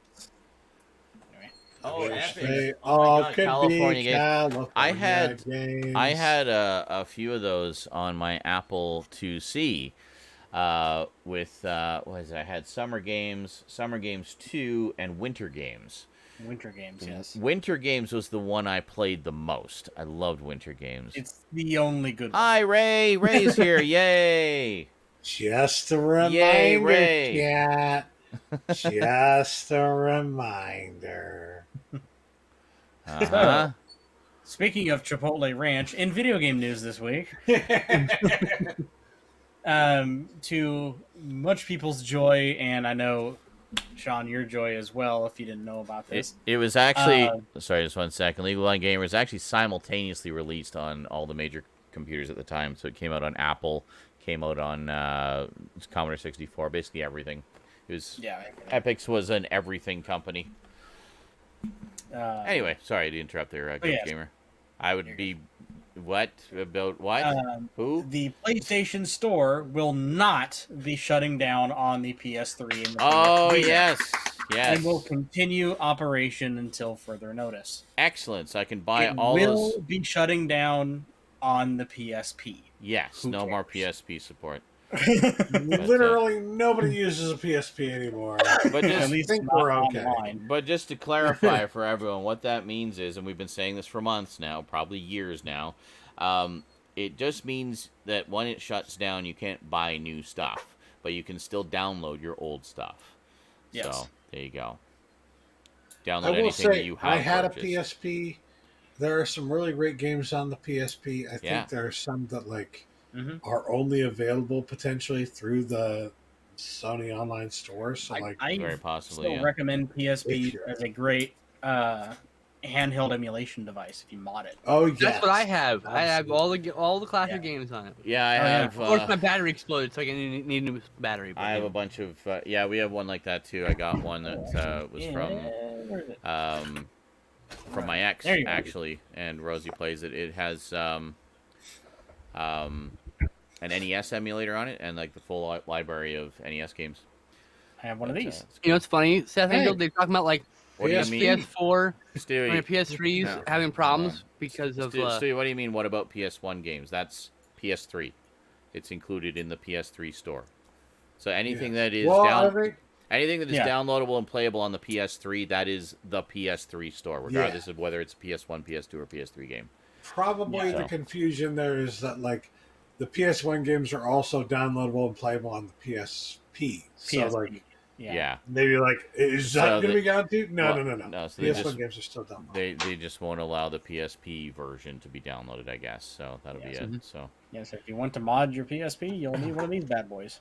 tool, just grab your tool. Mine was a 3000 unit, so I was able to just soft mod it. But The yeah. soft mod. So- Yeah. If I it's a will 1000 say- or I think 2000, that's what mine was too. Yeah, or The is. prices of PSP games and PSPs in general, and in the PS Vita especially, have just started to shoot through the goddamn roof. Oh, I know. Now, all games, all retro games, the prices have started to shoot through the fucking roof. I know. But especially in the case of the PS Vita, and I would say like it's going to be that way for the PSP when the fucking store closes. Modern game, well, not games, but game consoles, the prices are through the roof.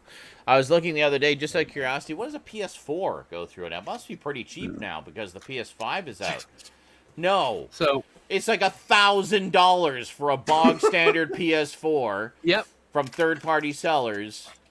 And Not like, even the I paid Pro. $500. I Regular paid, hold on. PS4. I paid $500 for my PS4 Pro in a store. I just went to the store and bought it because the world hadn't gone insane yet. And yeah, and now it's like the scalpers are just like anything they can get their hands on. They're just like jacking up the prices through the roof, make that quick bucks, and take advantage of people kicking them when they're down. Stuck at home in a fucking pandemic with nothing to do. They just want to play some video games, but they can't because they can't play a fucking console because the fucking scalpers. Chat, point Okay. and laugh at the angry nerd gamer. Old man yells at cloud. But anyway, so I was gonna say apparently there's something wrong with the software where like if it goes to check it goes to check about like the date, and if the store is down or something like that, it breaks the system. But like, what happens when you just never connect your system to the internet, like physical medium, my friends? Physical It can't get the brick signal. Pass Anyway. legislation to put scalpers in Internet. jail. Continuing The on charge with the being video you are game pieces news. of shit. That's it. Video game news time now. So, Go ahead. moving on. So yeah, PS3 store, yay!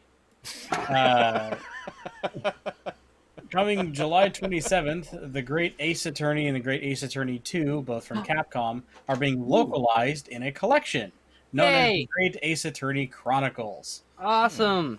Sorry, those games are cool. Nice. Yes, they are. They're Ace very Attorney cool. games are always fun. S. Objection! Like, Objection. why? Oh, I don't those have are any great. evidence. Yeah, The Great Ace Attorney games are 3D versions of Yeah, yeah. Yeah. that's cool.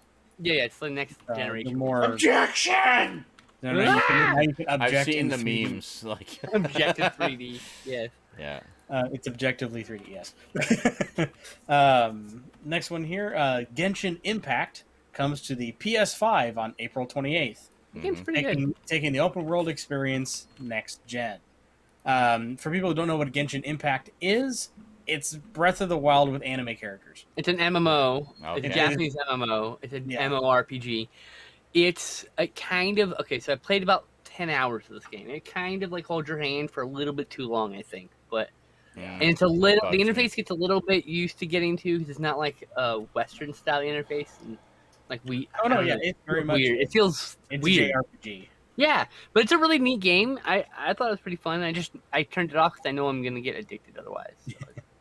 So yeah, it's coming to the PS5 April 28th. This one kind of came out of nowhere. Gnome Punk.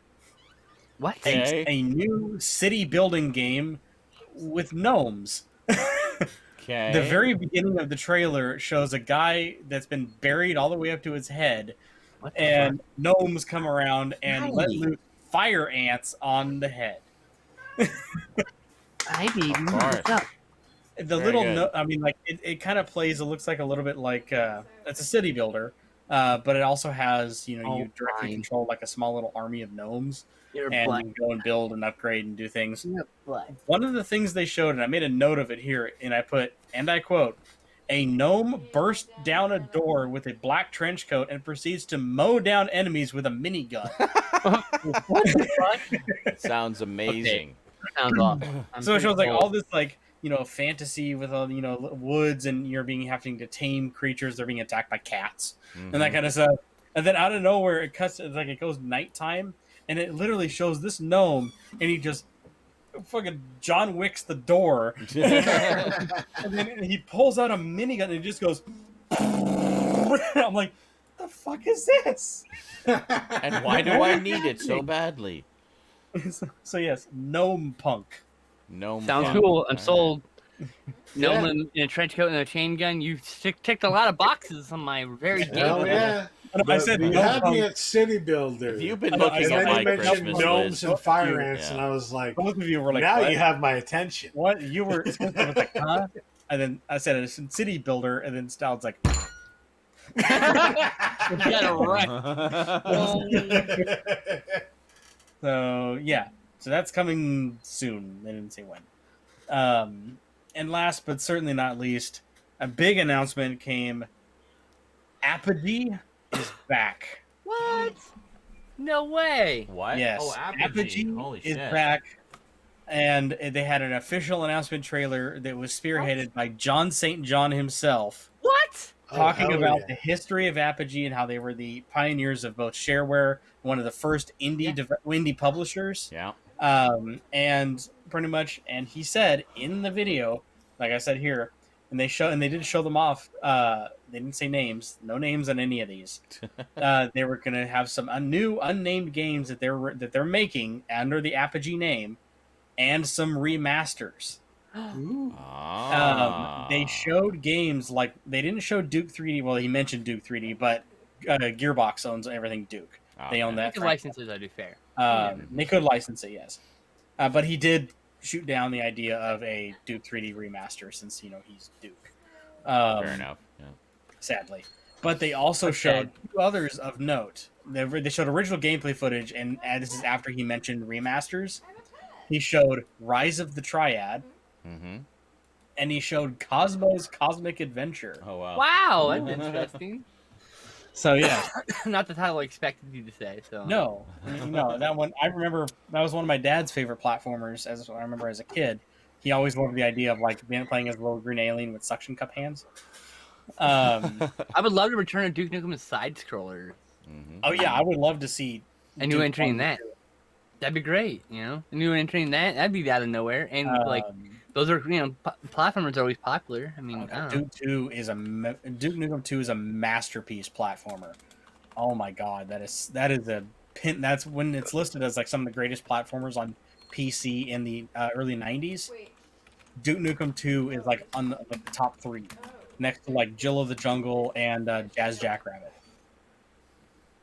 So Excellent. Very nice. Vernacular. Okay. Very cool. I legally I need to clarify.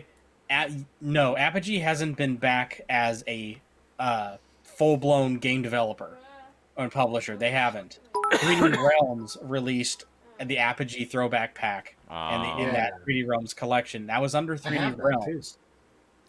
That's the one you So, got which- from me, I think, wasn't it? The 3D Realms anthology. That was a while back, as I Yeah. recall. Yeah.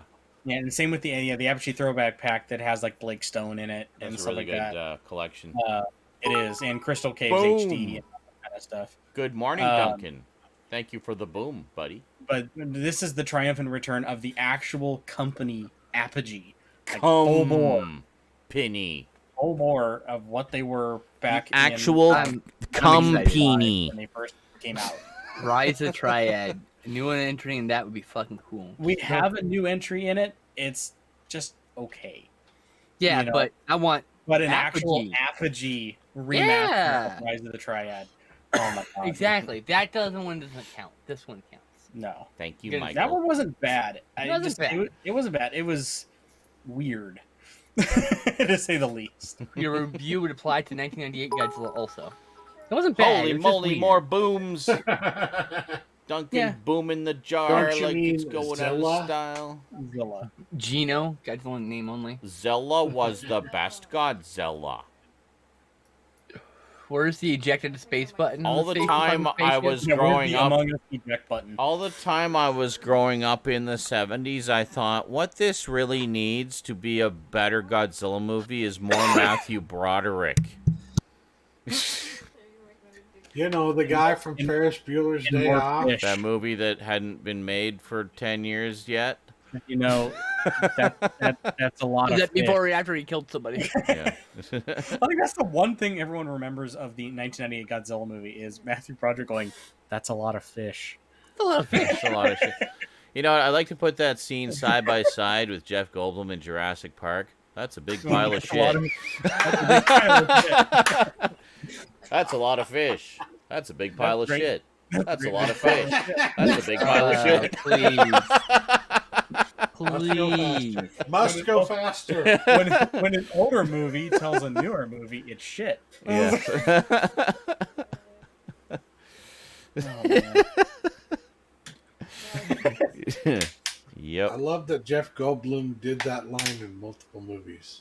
Must go faster. Did Yes, he? The two, Must go faster. yeah, he That's did an good. Independence Day as well. Yeah. Oh, okay. Yeah. When they're flying out of the mothership, he's Oh. looking over to Will Smith and goes, "Let's go faster. Let's go faster." He did a little different cadence, but yes, Different yeah. cadence, but they say it's a nod to Jurassic Park. So it's God, I love it's that become movie. his "I'll be back." must go my- faster. My favorite complaint was like, but he's he just had a laptop. How did he interface to the alien technology? Oh, It's yeah. a fucking movie. Yeah. Mm-hmm. That's my. I will- It's a rebuttal to that. sci-fi B movie. I Exactly. will Well, silly exactly, fucking yeah. movie. By Independence Day. That is a fantastic fucking movie. It is so much This fun is to watch. this is called overthinking. Yes. Yeah. How about shut the fuck up and watch the movie? I mean, Just how serious accept do you his We had to ridiculous know it logic. when the virus takes over and it's literally just a skull going ha ha ha, Right. which is also Yeah. a nod to Jurassic Park, by the way. Yeah. Yeah. By the way, the movie has uh. no obligation to depict any sort of reality that you live in. So No, it's Yeah. it's he whatever was reality. able to interface on alien technology. He's fucking genius. He was Exactly. being wasted at his job. Was the point? There you go. Yeah. Anyway, No. What I love about this is why I love the sequel to. Why are you Independence. Why are you tagging me in that, Legally Blind Gamer? You were talking to Garbage Gamer about that. The sequel to Independence Day that came out a few years ago was actually quite good. A lot of people gave it shit because it wasn't quote unquote realistic enough or whatever the fuck. But you know what? Like that's what the original movie was. dude, I Like, thought that. feels like a sci-fi B movie. Exactly. Yeah. I hated That's the what it sequel. always was, you idiot. I'm I sorry. know. I hated the sequel. Actually, Yeah. I did not like the sequel at all. I didn't watch the sequel because I didn't particularly like the original. Well, my when favorite I thing say about I like the sequel, original I would are the say special it's like effects. a 7 or 6 out of 10. One It's of just, those. I think the original is a 7 out of 10. Solid, but The and here's sequel the is like a the- 7 out of 10. for the for the special effects alone, that was one of the last times they used like big practical effects Yeah, explosions. that's true. And the way they did it was when they blew up the White House, they put furniture in it so it had the same density of the fucking White House exploding. Okay, Yeah. No, it's that great. kind of shit they don't do anymore. Oh yeah, no, I will never argue that. The effects were God. spectacular. When So that good. movie came Yeah. out for like the next 3 or 4 years at least, Yeah. that one scene Mhm. was shown hundreds of millions of times all over television. Oh It was yeah. talked about. It was analyzed. Oh, and that stuff was like that was Yep. a One of the, big it's like still to yeah. this day known as one of the great examples of practical effects Yeah. shown that look CG. Oh, it looked spectacular. Like just that Talk beam, show enhanced. beam It coming is down enhanced. and boom. It was just Yeah. yeah. There is Talk CGI show. involved, but the Absolutely. explosion's all practical, which is why All yeah. practical, Good. Yeah. which is fucking fantastic. Oh, to answer your question, Legally Blind Gamer, they have to because it is still considered an Apogee title. It doesn't matter if it says. Ah.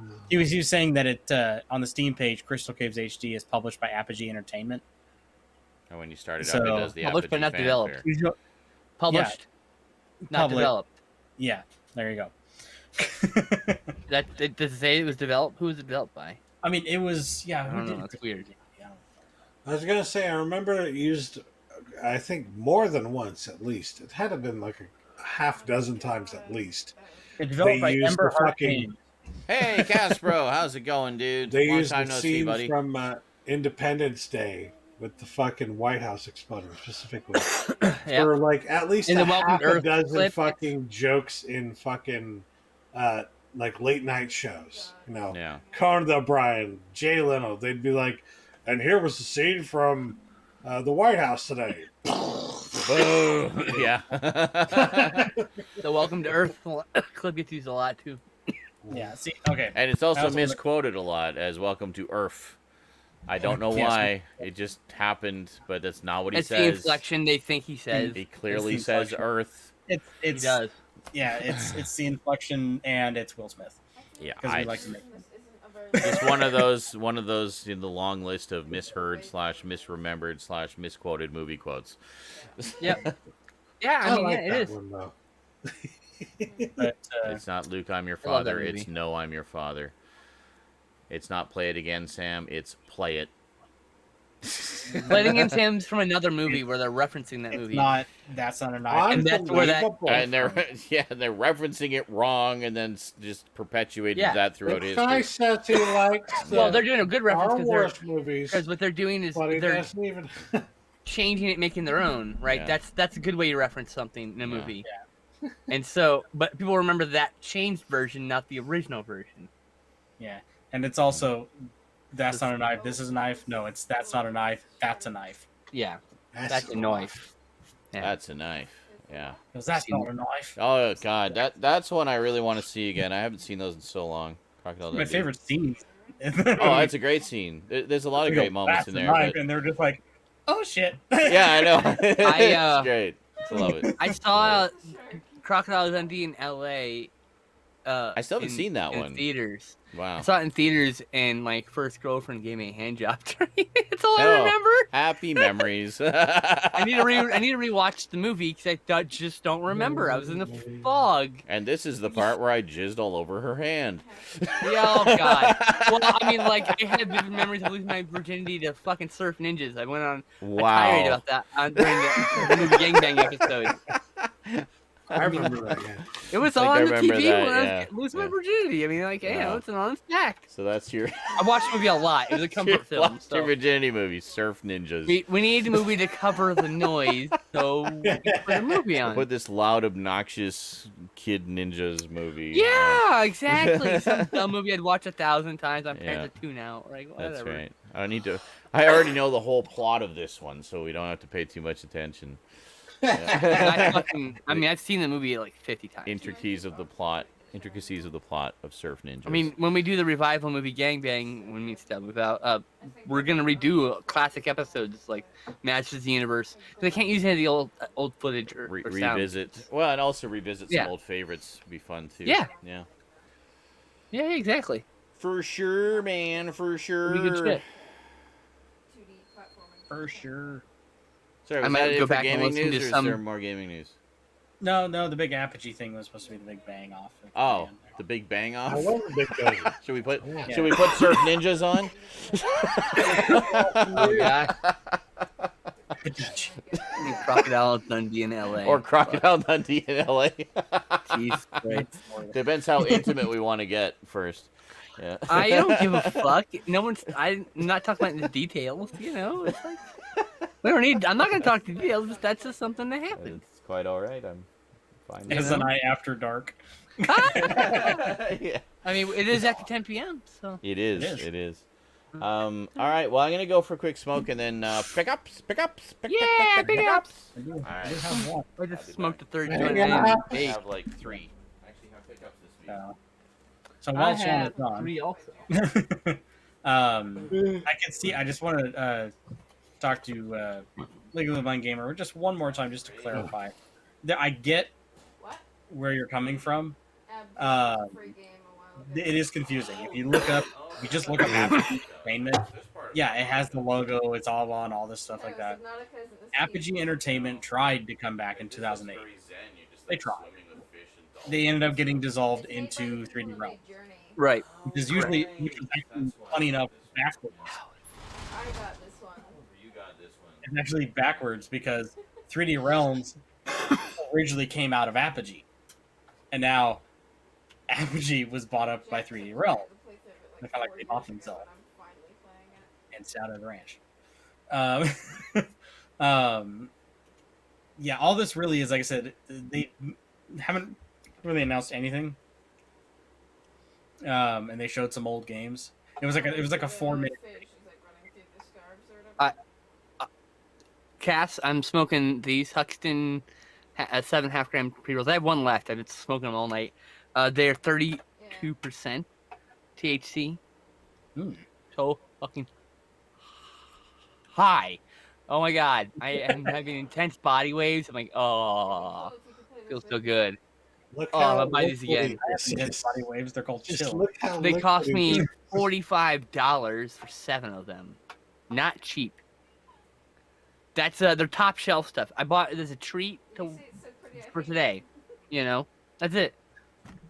I smoked one or two yesterday. I smoked two yesterday with my cousin because we watched a movie, King Kong, 1976, and then uh I smoked three today.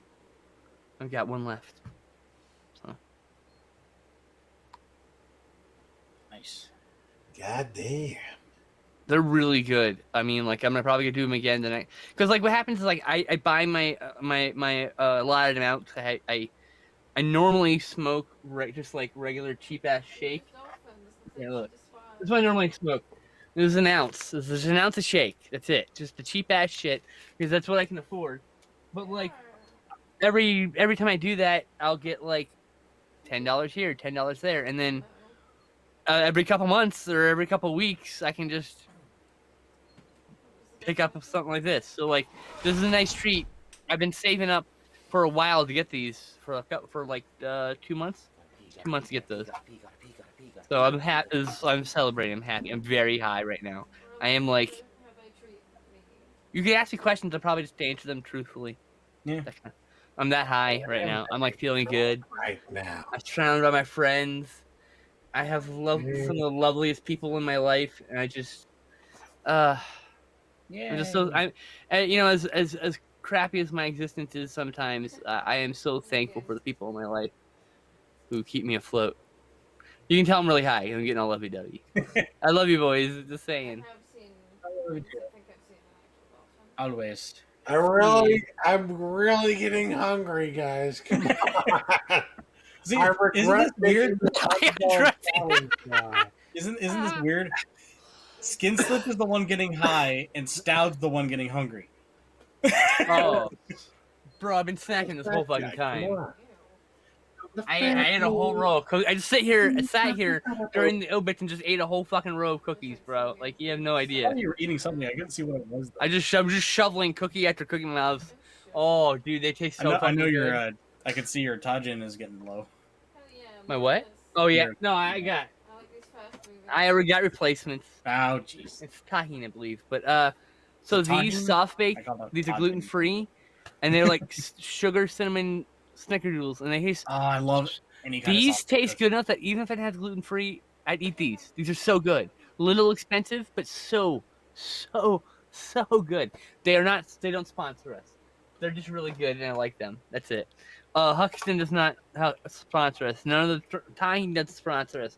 We gotta cover our asses. You know that's actually a fucking law now. No one sponsors this fucking ranky-dank chip. For me, living on the East Coast, it's very difficult because there's a lot of things that I enjoyed as a kid from the West Coast. Stuff like Tillamook cheese, for example. The other one is, and I hope Skinslip and Stoud knows about this, Pappy's seasoning. Yeah. Yeah, we can't get that here. That's a West Coast thing. I can't get it here. It's a Southwest. It's a Southwest, yeah. I grew up with Pappy's because we used to eat tri-tip sandwiches a lot. Yeah. But like good. it was like every high school football. The munchies. I mean, you would know the high school football games. They would have like the row of smokers. I don't have that. I never went to those things.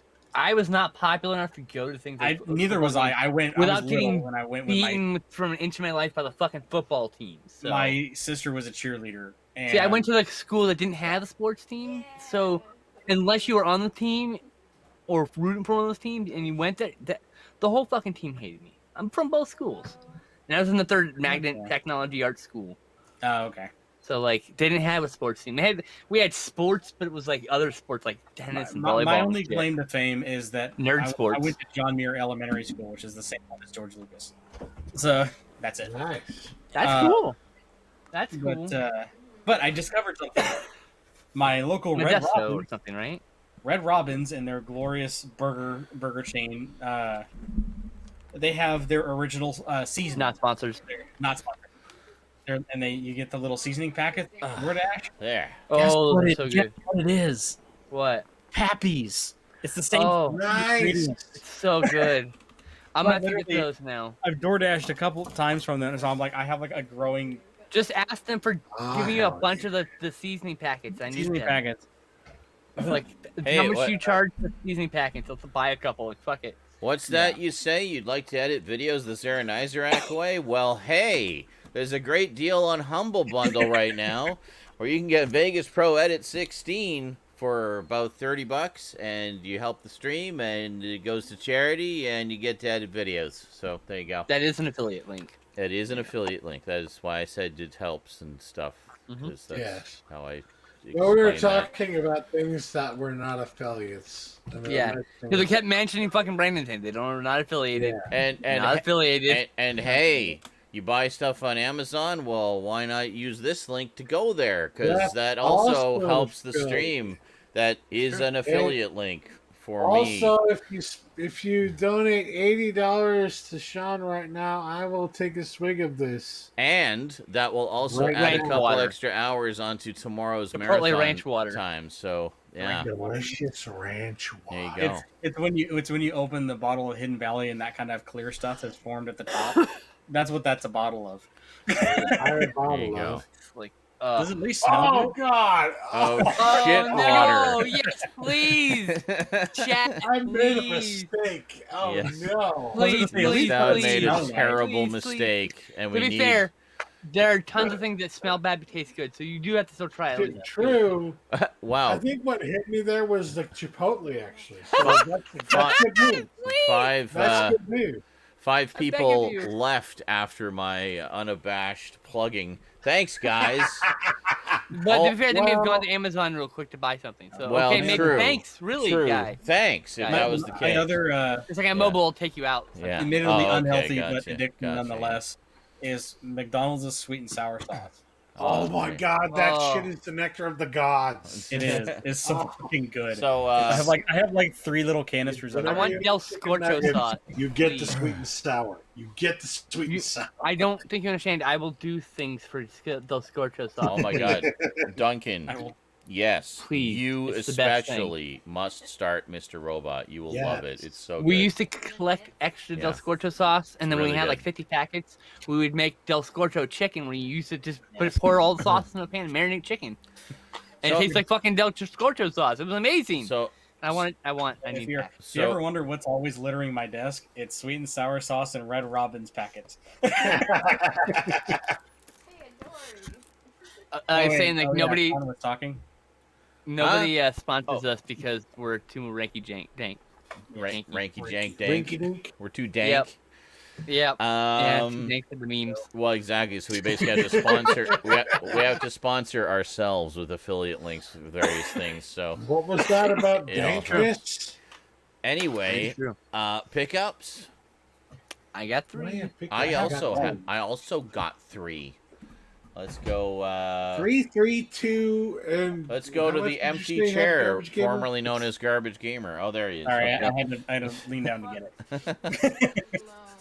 What So you got? I got this. Cool. Ooh, A what's box. that? What does it do? It's a black This- box with wires in it. This black box with wires is a coax AV demodulator TV tuner. Oh, it's that thing. Yeah. Oh, Cool. Yeah. So now, This- I don't know the that- thing that lets you play the thing, right? What well, does let that him do? explain. So- Let him everybody so shut what up and this let him does- explain. You can kind of see all the What wires does up it the back. do? What it do? How it go? What it do? How it go? Oh my god. So this box is pretty much what you would find in a VCR. The 2 coax plugs on the back that has in and out. Hmm. This is a demodulator. So an AV The Emerson RF electronic modulated radio. signal, and it demodulates it out to composite.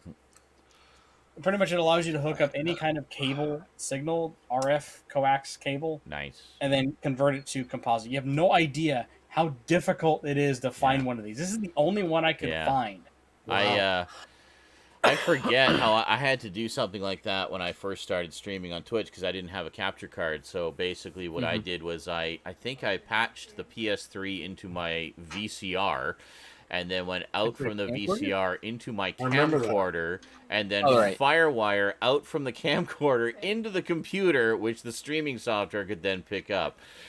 Y'all remember the thing when So- Sean played the thing on PS2? No, That's how he did no, it, right? that was No, that different. was something else. PS2 with that one, I basically recorded a the horror footage show. on one camera and recorded my reaction cam on the other camera and synced them up in the editing and put it all together manually. That so was a nightmare, I bet. it just took forever to render, but yeah, it was funny. But literally, How this much is, did that cost? this is that little section of a VCR minus the VCR part. How much did that thing cost? This thing costs about $85. That's Fuck pretty, me. That's pretty damn. good. That's pretty Yeah. good for something I like mean, that. that's Yeah. cheap, but fuck me, it's a lot of money because I'm Yeah. poor. Yes, it is, Yeah. and that is the cheapest I could find it. Yeah, that's good though. in- Dollars, Yeah, this not is- pounds, Duncan. This would be It was about probably like 60 pounds. maybe or 60 something. Yeah, probably about pounds. 60. Yeah, yeah. There you go. So. 85 doll hairs. So yeah, so I needed this, so now I can, and I've done a couple streams with it. My actual Intellivision 2 system, so I can now finally play, and have already played games like the Dreadnought Factor on the Intellivision, and do Yeah, I it saw that. live That was awesome. on Twitch. Nice. So pretty much, so this is taking my Intellivision into here, outputting it to composite. The composite's going to my HDMI to HDMI converter, and then going into my capture card. So it's being converted like 3 times. Very So- nice. By the way, for those who were not aware, what the fuck is wrong with you?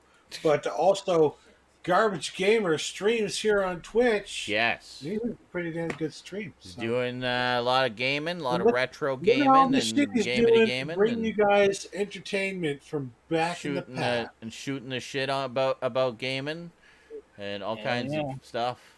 There you go. The Garbage Gamer is now one of us.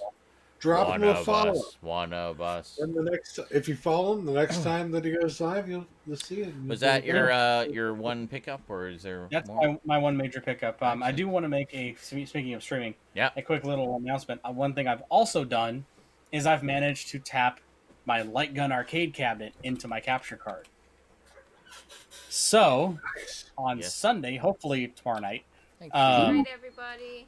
Oh. uh, Night, Rosie. Sorry if I interrupted anyone. No, you were pretty quiet. Thank you. Appreciate that, Okay. sweetie. Oh, I meant right now. Oh, But, yeah. you interrupted Garbage Gamer. Sorry, Oh, Eric. yeah. Apologize to Garbage Sorry, Gamer. Sorry. It's you're fine. good. You're the one person that Eric will allow to interrupt him. Everyone else, shut the we're fuck up! getting a SCART HDMI converter. Get one. Get one. Yes. Any kind of, especially SCART, Get RGB it. SCART. Scart. Get yeah. it. Yeah. Because you RGB to HDMI, it looks fucking phenomenal. Oh yeah, I bet.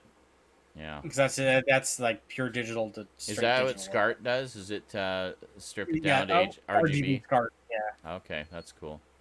I've heard the Um, term before. I just didn't know what it was. I know. yeah. SCART's that big flat, wide plug that we don't. That's a British only thing. You Yeah, don't get I it. see it mentioned in the UK, like in British magazines a lot and stuff like that. So. Yeah. It's actually what a lot of scalers are using now for overclock. Pardon. Alright. But anyway, though, one of the things, like I said, I got my light gun cabinet patched through my to my capture device. So I'm planning on, and I'm going to try to do it. Started tomorrow. I've been having issues with OBS, which is why I didn't stream yesterday. It's been crashing on me a lot. Hey, welcome back, Windows- 6 viewers who left to buy stuff. How's it going? The Windows did an update, and now OBS, like Streamlabs OBS, crashes like every 2 seconds. So I need to figure out what the fuck happened there. Yeah. But if I can get it all up and working, I will be playing some light gun games, more specifically some Area 51, Time Crisis. I was just gonna Nice. say, Castro, is this OBS or Streamlabs OBS? Streamlabs OBS. Oh, it is Streamlabs. Okay. Yeah, because I have everything gone through Streamlabs. Yep. Hey, plug. There you go. So All right. So, yeah. Cool. so that's that. All right. Excellent. Let's see now. Stoudman, what'd you get this week? Hello. Hi. So Well, predictable. my order from Arrow US came. You got in. an order. They We had, do things. It's just fine. It's fine. They- It's fine. they It's a had good a I always go they last. had a sale to go along with True.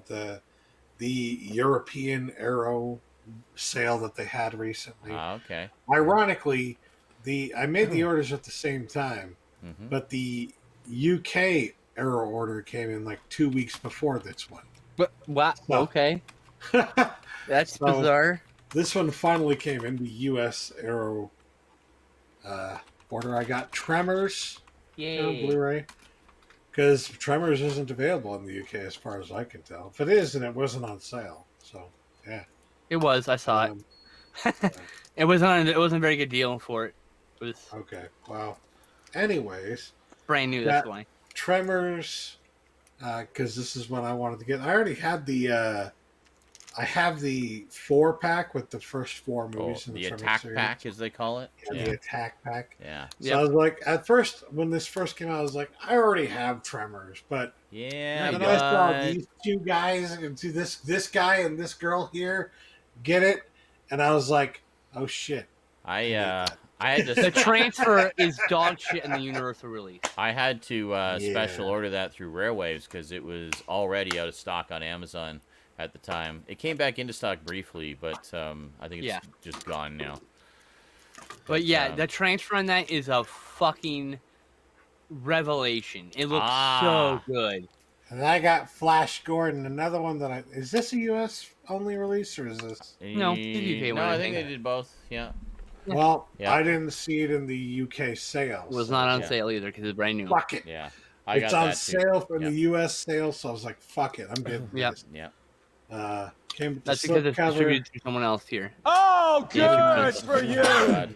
Hold it up. Ray and I just watched that a couple weeks ago. I had not watched Oh. that transfer yet. It is gorgeous. It's just I need to get the fantastic. standard release. It's really good. Yeah, I got the special edition because that's one of my childhood favorites, and I didn't want to miss out on it. So. Yeah. The slipcover isn't really. I'm not tied to the movie that much. I- I want it movie because I like the movie, It's but nice. I It's have really- never been a fan of Flash Gordon in terms of What? like Oh, I never watched this growing up. It wasn't Fair a big enough. thing Oh, for me fair as a kid or whatever. yeah. But I'm gonna do some you videos. Yeah, we do a about lot. it. it's still one of those fucking movies. I mean, the fucking theme song alone is what really Oh, sold me. it's- the whole soundtrack's Like, by Queen. The whole soundtrack's Yeah. by Queen.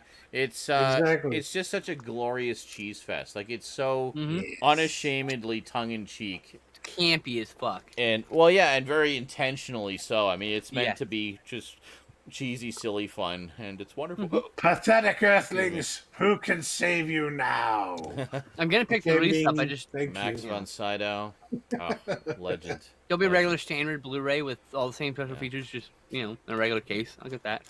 So yeah, these are the 2 things that I got from that sale. And That's a good. these that's are the last 2 big things I'm getting for a little while. So That's a good. See? That's a good pair of That's the movies. standard release of Tremors. So I was talking about same thing. Yeah, yeah. yeah. You know. No, that's a good pair of films there. Both excellent choices. That's a high quality pairing right there. In fact, that's a good double bill. Actually, A fun romp. because they're both fun. Like they're both kind of fun, a little Yeah. bit tongue in cheek, and Exactly. Yep. good times. You're gonna have fun with both of these movies. So fuck yeah, get them. Yeah, they're fun. Alrighty, Skinslip, what'd you get this week? All right. Next. First, next. Bill and Next Ted after Face the nothing. Music. Yeah. I saw this twice, 2 nights in a row. Some newer friends. Well, I would say acquaintances that I don't really hang out with super often. Okay. I should hang out more often with them. I'm just Alright. shy. But I really enjoyed watching this, and I had to get it part of the trilogy. Now, the movie does have its problems. There's probably a whole storyline cut out with the girlfriends, but it's okay. It's fine. I get why they probably cut it out for pacing reasons. The movie's about Bill and Ted, and it keeps probably focusing on people who aren't Bill and Ted. Yeah. So Oh, I get it. yeah. But I would love to see an extended cut, just Yeah. to see the whole movie. Fair Release enough. the girlfriend cut. Oh my God. yeah. The girlfriend's cut. Oh my God. You started it, not me. Ah! Next, I got The Rock, Ed Wood of the 21st Century. Now, The Rock, this is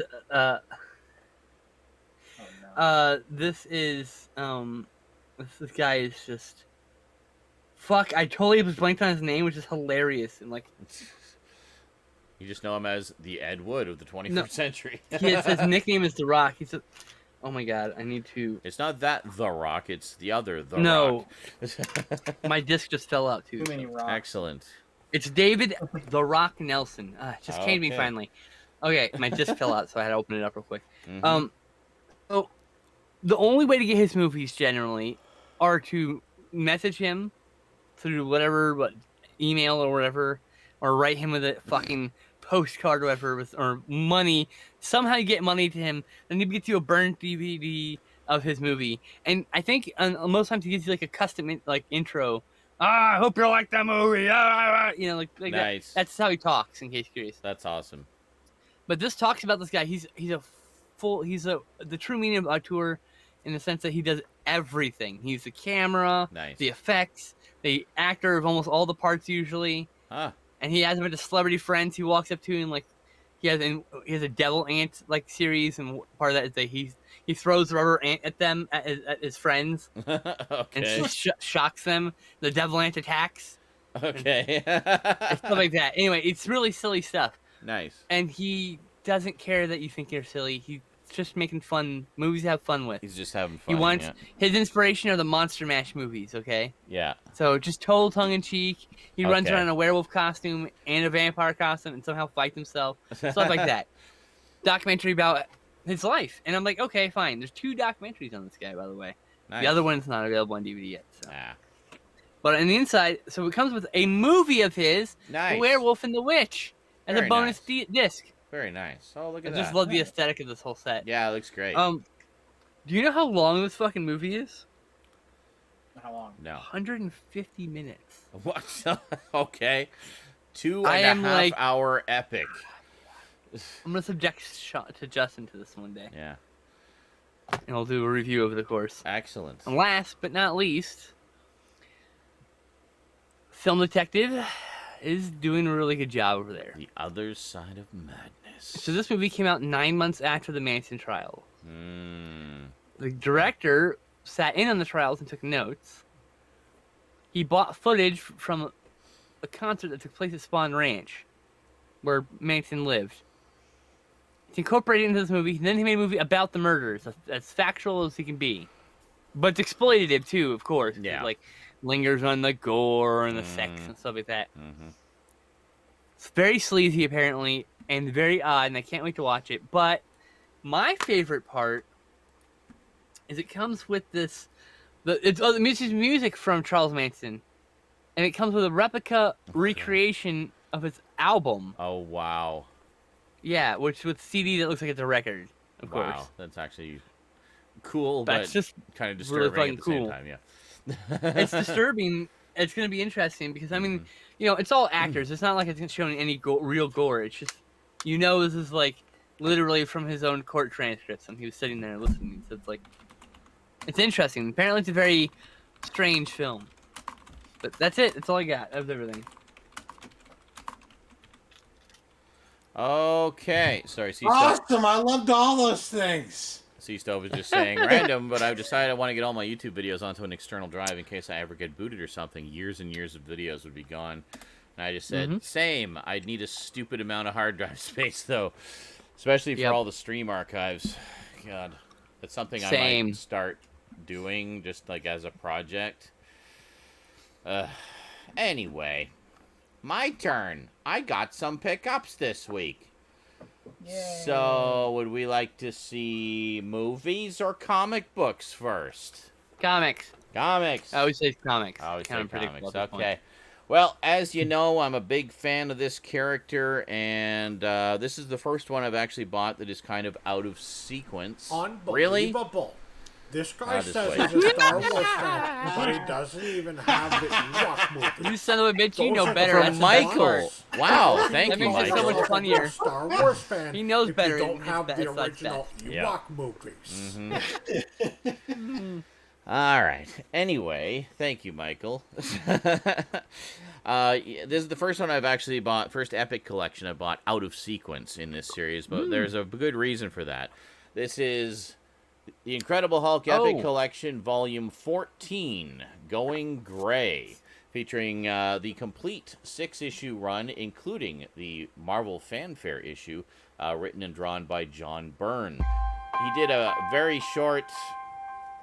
Hey, I got that one too. He Okay. did- he I was did- like, is that the one I have? He did a very Shit. very short stint on the Incredible Hulk after the long running previous creative team left, and it was wonderful. It kind of sent things catapulting off in a whole new direction, and then Al Milgrom took over as writer and artist for a while, and it kind of rotated through a few writers and artists for a bit until finally settling out. It actually has Peter David's first issue in it, where he did just an apparently legendary multi-year run on the series that is considered one of the all-time great Hulk runs ever.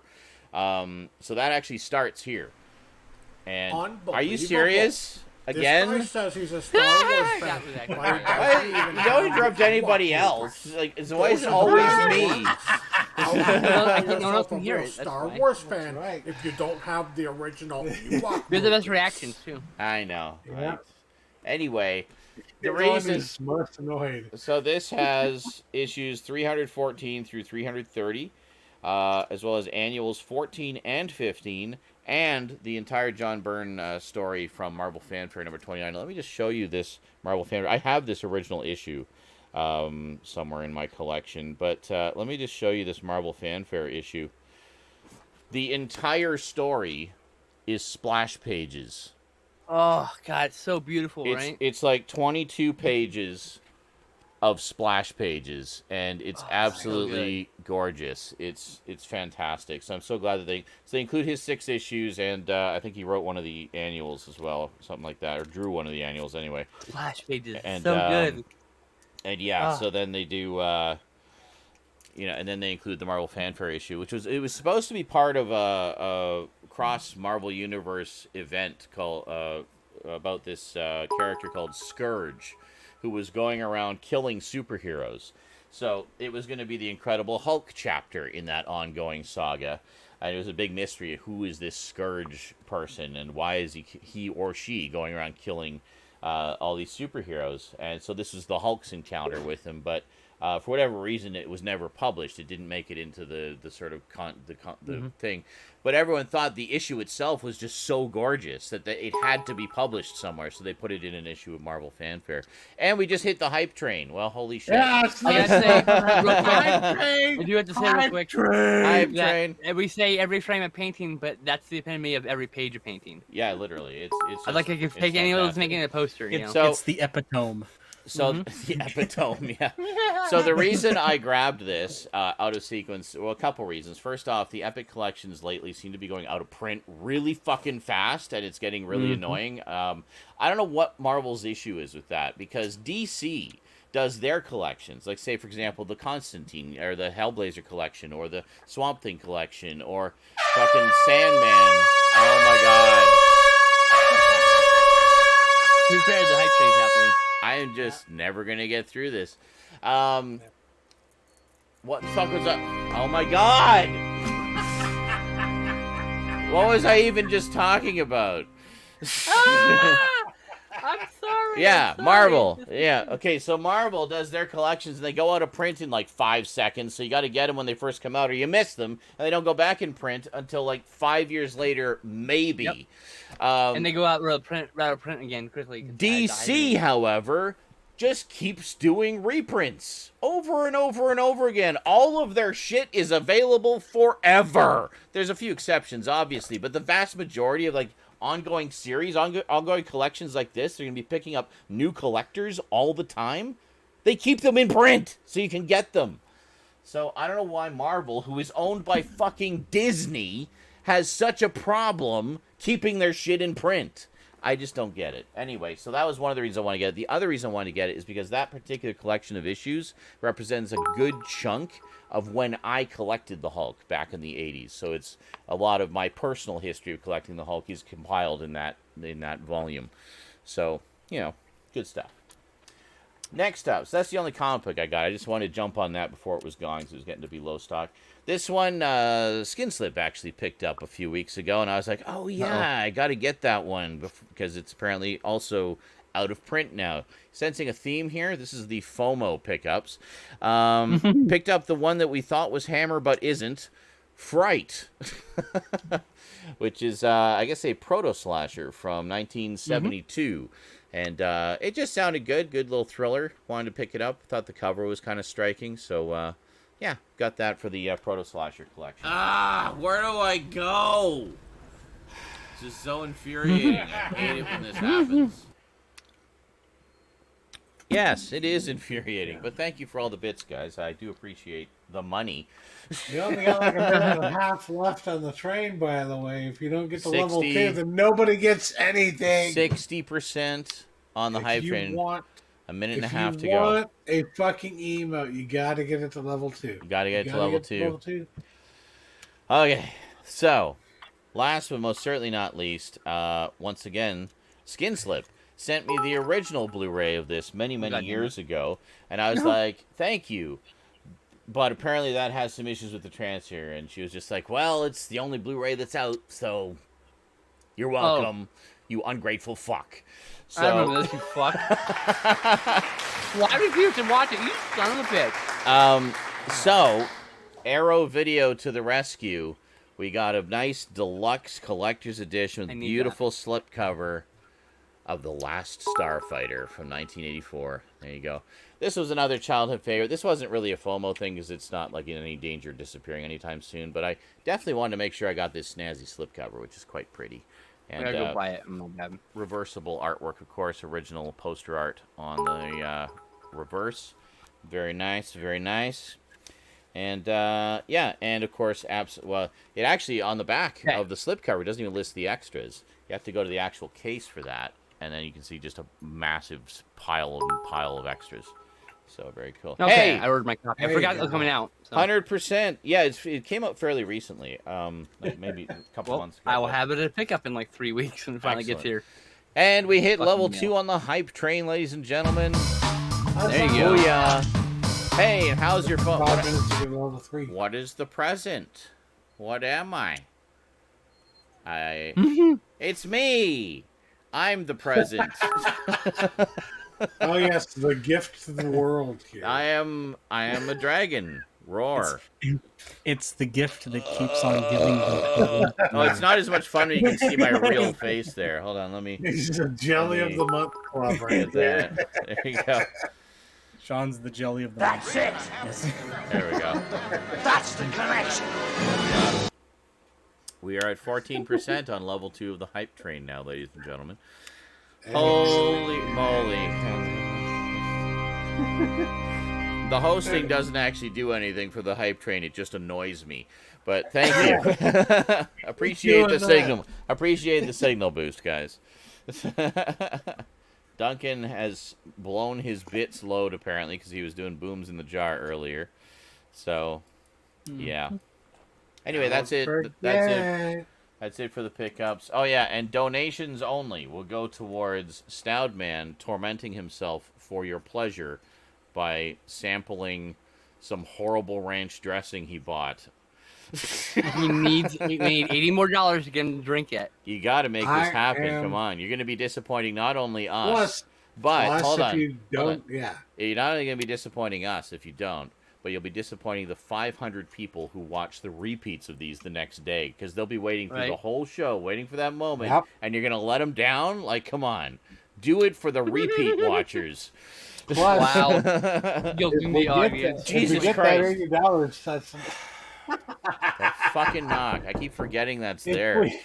If we get to $80, that's another 2 hours for Sean and his... How much for him to chug the ranch? Well, see, what the idea was, he wasn't going to chug it. He was going to try it, but he was going to take, a swig of it just to, because he's... You already smelled it. It smelled awful. Hardcore like that.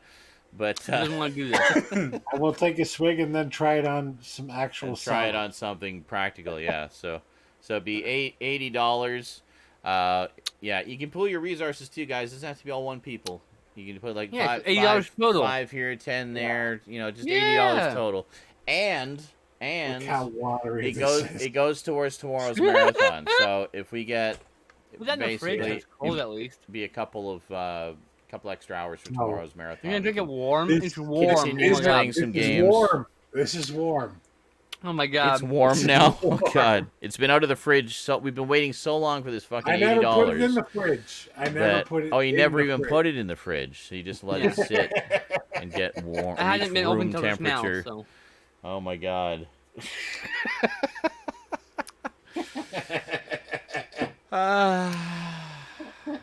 We got a minute and 40 seconds on the hype train.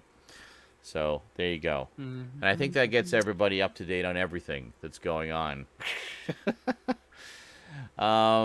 Movies. Do we watch any movies this week? I didn't watch any movies this week. I watched. Are you picking movies up? What? Was all your pickups that comic? That was what? We literally Oh, just right. talked about this.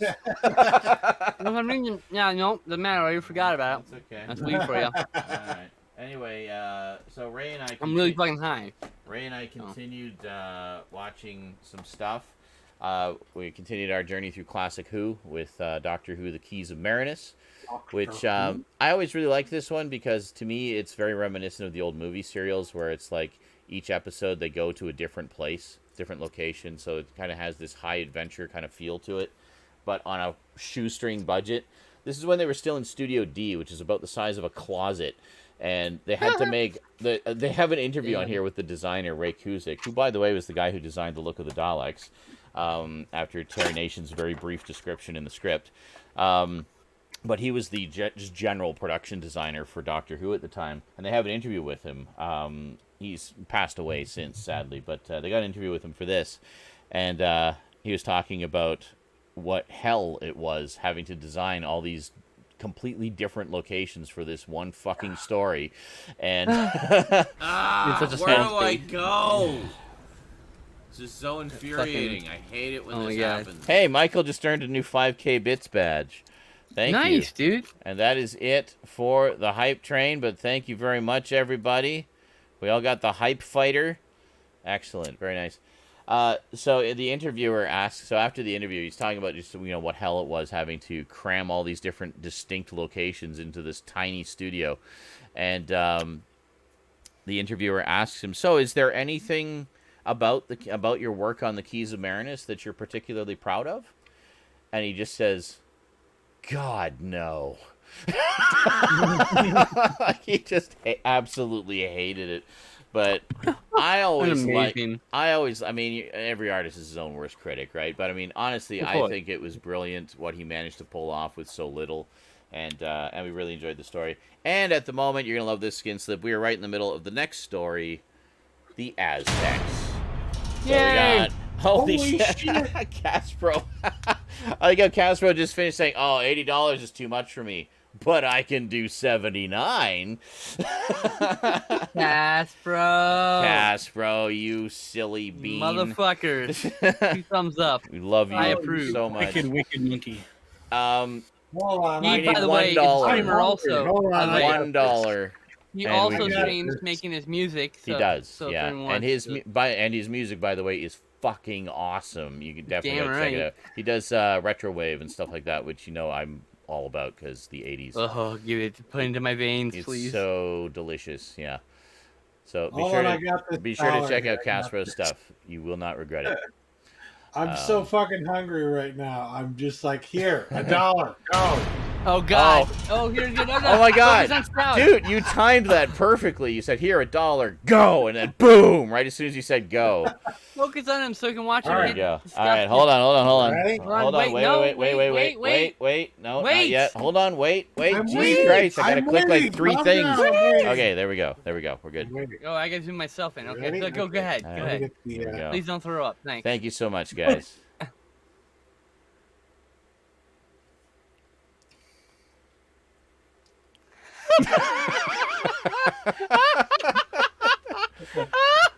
Undecided. Do you It's need? not as bad as I was do- expecting it to Do you be, perhaps need another little swig there, just to be sure? Oh. Oh. Look at that! What a Oh. champ! What a champ! Oh my God! That's disgusting. but you know So- what? That's not ranch. That is Italian. Okay. Oh. That's Do Italian. you Now, do you have Oh. something you can put it on? This lovely lukewarm Oh, I don't think he dressing. wants it anymore. That's the You know problem. what? He's got He's got to give the people their money's worth. It's honestly not as bad as I was thinking it would be. You said that and then we're took a preparing giant for it mug of to be- water. By the way, it's not But as like- bad. Gulp, gulp, gulp. We got some American salad. here. American. Is that fucking iceberg? American. There's a mixture of iceberg and romaine in it. A fucking waste iceberg. I hate it. Yeah. Fucking iceberg. Use the But- fucking plant. All right, let's pour some on here. Let's see what we got here. Oh Jesus! Oh God! It just immediately all over the fucking place. Oh, God. Great. Great. I'll show you what I mean here. Out of the Here, look at that! It just like Oh Whoa. no! No! That's too much. It's Okay. too much. Always the best. All right. When something you didn't want a lot of bubbles out of the cannon.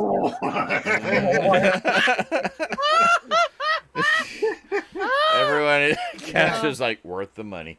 Oh god.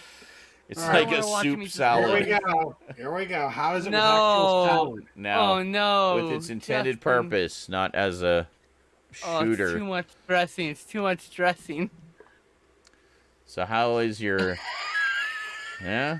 His face. Decide. So expressive. And Oh. and the verdict. Oh my god. I probably won't get this again, but I can honestly say it's not the worst salad dressing I've ever had. There you Oh. go. It's God. not. There you go. Oh, Perfect. Yeah. dying. I wouldn't drink it again. No, well, no, I don't that's suggest it. No. God. 4 people But left now in you know. horror. Apparently. Every time you get a new dressing, you might be able to finagle some money out of the audience. Mhm. Drink some of it. If it Wow. happened once, it'll happen again. Oh God. Wow. Thank you. Uh, Well, I can I definitively can't state believe that you fucking did that. the spice of the chipotle totally saves this because without that, it's well, just Chipotle is pretty amazing. It just tastes like. Well, there's not much of a. It's- Sorry, how's your father saying? I missed it. Was there something special about the salad dressing? Well, there's not much of a story there. Just it was something that Oh. Stout had never tried before, and he wasn't sure if it would be Calorie-free. awful or Yes. It's ranch It's water. calorie-free, sugar-free, fat-free, carb-free, gluten-free, cholesterol-free, flavor. not. Yes.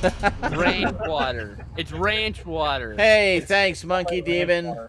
Monkey Demon says I'm still broke, but you guys are hilarious. Thank you so Aw, much. Well, That's thank you. You didn't that's have an to. extra- That's very generous. That's an extra. We have 3 hours for tomorrow, and I was just looking at the tally here. Actually, because of how the donations went over the past couple days, it's actually only $5 to add an additional half hour on there. So Oh, nice. there's a nice little discount there for anyone who just wants to throw a $5 into the pit. Into the pit. Yeah, sure. I would tell you, Throw it into the Stop pit. staring into Stoud's eyes. There you in go. order to make this more edible, I'm going to Yeah. add some extra calories to it.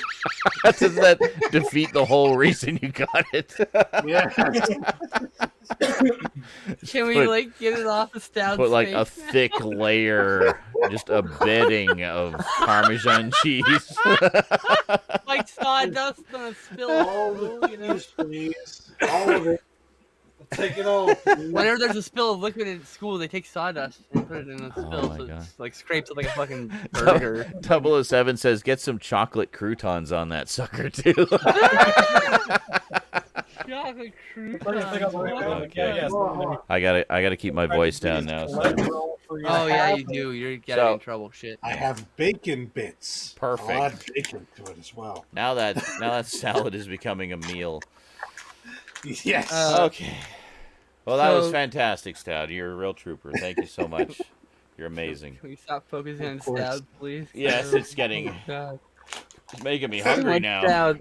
It's too much Stout. Oh yes, So- very hungry for this disgusting. Well, maybe the bacon bits and Parmesan, but Oh my Okay. God, you're adding bacon bits too? yes. Yeah. So anyway, Defeating the entire purpose. back to I gotta finish talking about what I watched this week, so Sorry, I can yeah, shut yeah. up and you guys can talk about what you watched and I can be quiet.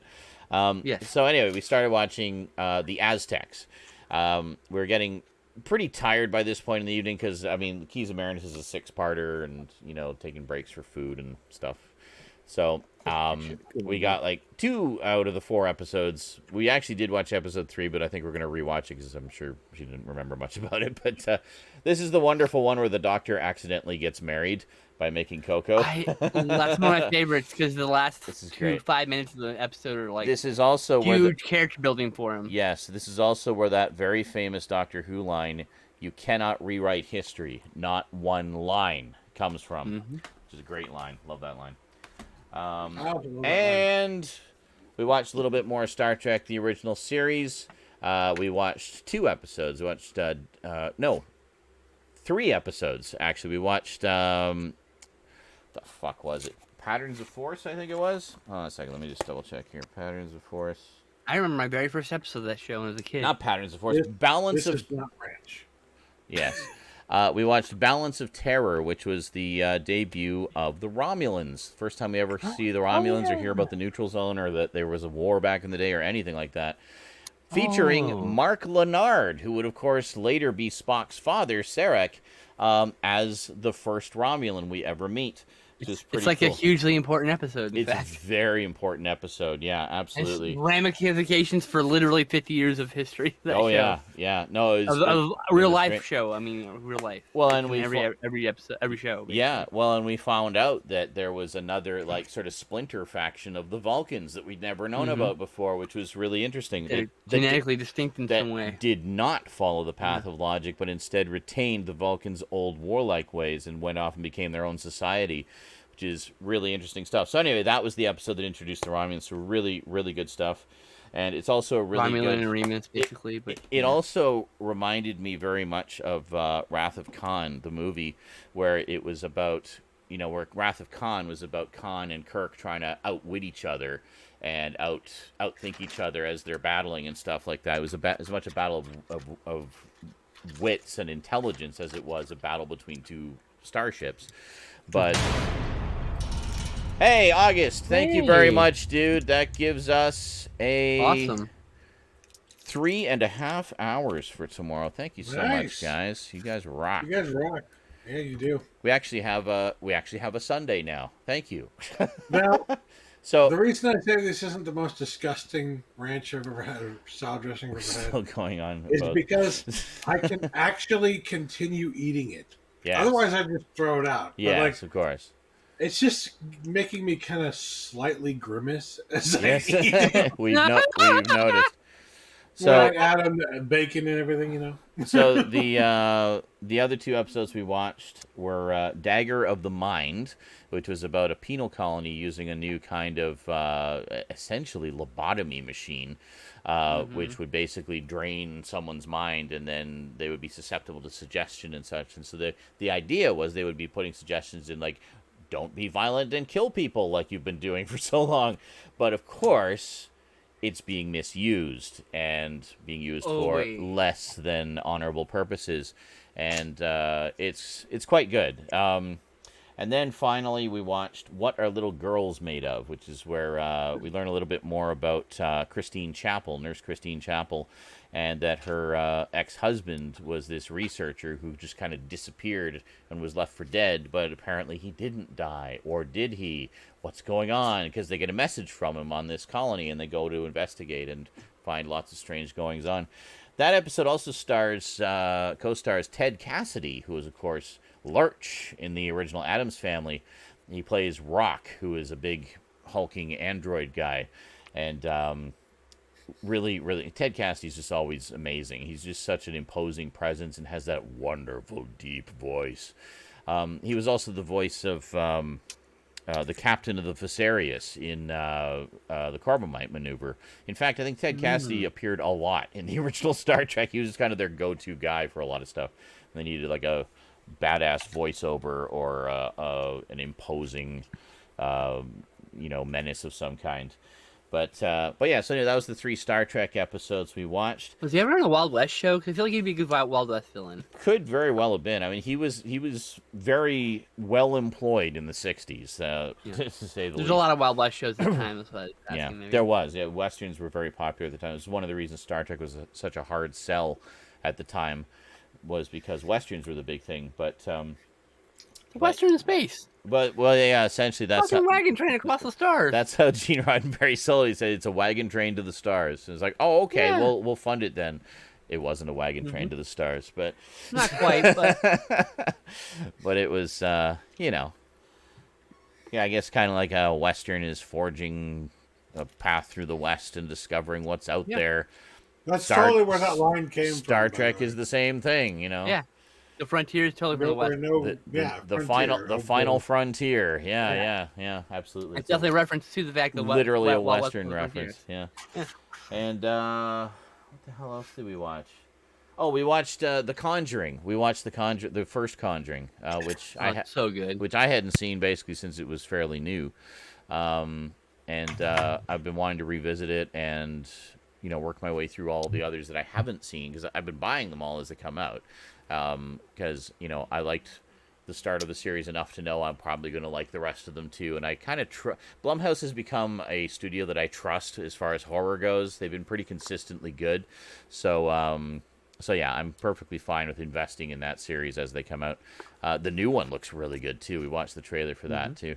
So anyway, it was really fun revisiting again. I didn't realize how much of it I'd forgotten actually. So a lot of it was new to me all over again. I remembered some of the key iconic moments from Clapping. the Oh, clapping, God. clap and hide, That's yeah, like- or hide and clap. If That's someone what it was, claps, yeah. I still get a little, Yeah. I'll get a little like, Stop! Hey, you want to play hide and clap? No, No. No. absolutely, positively not. Yeah. Nope. I'm Clap running out of So there was Clap off the clapper. The Conjuring. Yeah. The country. But yeah, I really enjoyed it. Really enjoyed it a lot. Revisiting it, and I think Ray had seen it before as well. But again, she didn't remember much about it. So, yeah, I think she's seen much the same that I have, like the first Conjuring and the first Annabelle. So, we're gonna watch them in release order basically, and then once we get through those, we'll be all caught up, which will be nice. And that's all I watched this week. Basically, I was working on more Doctor Who videos, so I got a total of 6 closer looks, including the one you see the thumbnail for down in the corner there, which has already gone up. And there's 5 more scheduled for the weeks ahead, so enjoy those. There you I go. do own The Nun and La Llorona. Yeah. La Llorona. How you can't say her La, name right. La sorry. Llorona. Yeah, that one. I have those. I haven't watched them yet, and Okay. I think I have the second Annabelle film. I gotta check. Yeah. I need to rewatch everything from 2 on because just recently watched the first one like last year, I think. Okay. Yeah. I could just go on to 2, which I've only seen once. So Yeah. For sure. Yeah, it's I'm good really stuff. trying to get her to watch the Annabelle movies, but she doesn't have any of them. I know. Yeah, they're pretty good. They definitely have some good moments. I think I I did. didn't have no I money think this they last Black Friday, or I could have gotten a bunch of them for I cheap. did. They I- actually kind of get better over time, in my opinion. I know. They do. Yeah. That's what I've heard too. I didn't hate the first one at all. No, neither did I. I was going to say, like, I did a review of it at the time, and I also did a review of The Conjuring, just a short one. I'll probably do... I'd like to do a franchise review, do a video for each movie in the series, just kind of revisit the first 2, do a little more in-depth, and then, I don't know if that's going to be through this watch-through or not, but we'll see. But yeah, I remember liking the first Annabelle as well. I didn't think it was as good as The Conjuring, but I still liked. There were a lot of good moments in there. Good boo moments. It was a full star less good than The Conjuring. Yeah, but there was some good scares in it and some good tense moments that I really liked a lot. We'll I think watch you gave again. it 6 out of 10, which is a perfectly watchable film. Yeah, Conjuring's an 8. Conjuring 2 Conjuring's- is a 9. Conjuring's Conjuring 2 is amazing. so good. yeah. See, I need to see that. So watch Annabelle, and then I guess Conjuring 2 is the next one after that. So, which I've never seen. Everything from Conjuring 2 forward, I haven't seen because I wanted to watch them all in release orders. I just kind of been getting them and haven't watched them yet. So anyway, what did you all watch this week? Garbage? I Did actually you... watched a movie. Oh my god! I know everyone jumped. Gasp! I I'm gonna and I have want to get chips. through it because I have to go to bed here. Okay. Yeah. Go. Go for it. So I watched the new Mortal Kombat movie. Hey! Oh, really? You've been biting your tongue this whole time. Um, Yes, I have. Son, you're a fucking And- idiot. And it's very, meh. Yeah. I mean, yeah, it's not bad. Mhm. It's better than Mortal Kombat Annihilation. I hear the fight. Okay, wow. How was the know. fight editing? The fight editing is actually pretty damn good. I will say Yeah. it's one of the best parts of the movie. Okay. Good. Is the First time fight I heard scenes? that, actually. The Interesting. first time, the fight scenes are fantastic. They're gory as fuck. Yeah. You know, which is beautiful. Mhm. There are Finally. multiple fatalities shown in the movie, and they are gloriously not cut away. Good. And I will say this. I mean, it's not really a spoiler of like who the fighters are, Mhm. because it's just like, yeah. One of them is Kano, is in the movie, and they nailed Kano Nice. in this. Kano is one of those characters. He's an Australian asshole, and he's an Very nice. Australian asshole throughout this entire movie. You hate him in Excellent. this, and it's done so well, and it just You holy had crap. me an Australian accent. And also Sub-Zero, it pretty much turns into an assassin. Nice. He's an assassin, and he just goes throughout this movie just brutally murdering, just like doing some very fucked up things. There is a bit of what's the best way to put it? Misleading advertising. Okay. Because the front cover and like all the posters you see is Sub-Zero and Scorpion. Yeah. Like the split, and so like, Oh, that's yeah. always been, that's always been the brutal rival. The is big Sub-Zero versus rivalry. Yeah. Scorpion, Yeah. and stuff like that. There needed to be more Scorpion in this. I'm not going to say where he is in the movie, but he's only in the movie for like maybe 5 minutes. Oh, really? Which is sad. Wow. So maybe Well, we'll I mean, get, okay, maybe we'll he's get an in the extended movie cut of more. He's in the movie more, but just not as Scorpion. Oh. So, Does it count? but the part that he is in is great. Yeah. It does something. It adds it adds an origin story. Well, I think that's to why. him. Is this now? Do we know? Is this meant to be maybe the first in a series of movies? Yes, Yeah, is. it is. Okay. this is very much Okay. because for a movie about Mortal Kombat in the whole Outer World Mortal Kombat tournament, there is very much a lack of the Outer World Mortal Kombat tournament. Damn it. It is not in this movie at all. Right. It's So- it is a prequel. It's so setting it's like up. a setup. Yeah. Yeah, It is. I'm cool with that. That's fine. Yeah, As long as that's only- the intention and they're not meeting this to be It like is a the intention, standalone yeah, thing. and it ends. Then I it can ends accept in a, that. You know. ends in a. It's not a cliffhanger or Wow. anything like that, but it does end into a lead up to a sequel. Yeah. A That's fine. very obvious sequel. Mhm. No. But I mean, yeah, the editing was pretty good. The acting was kind of meh.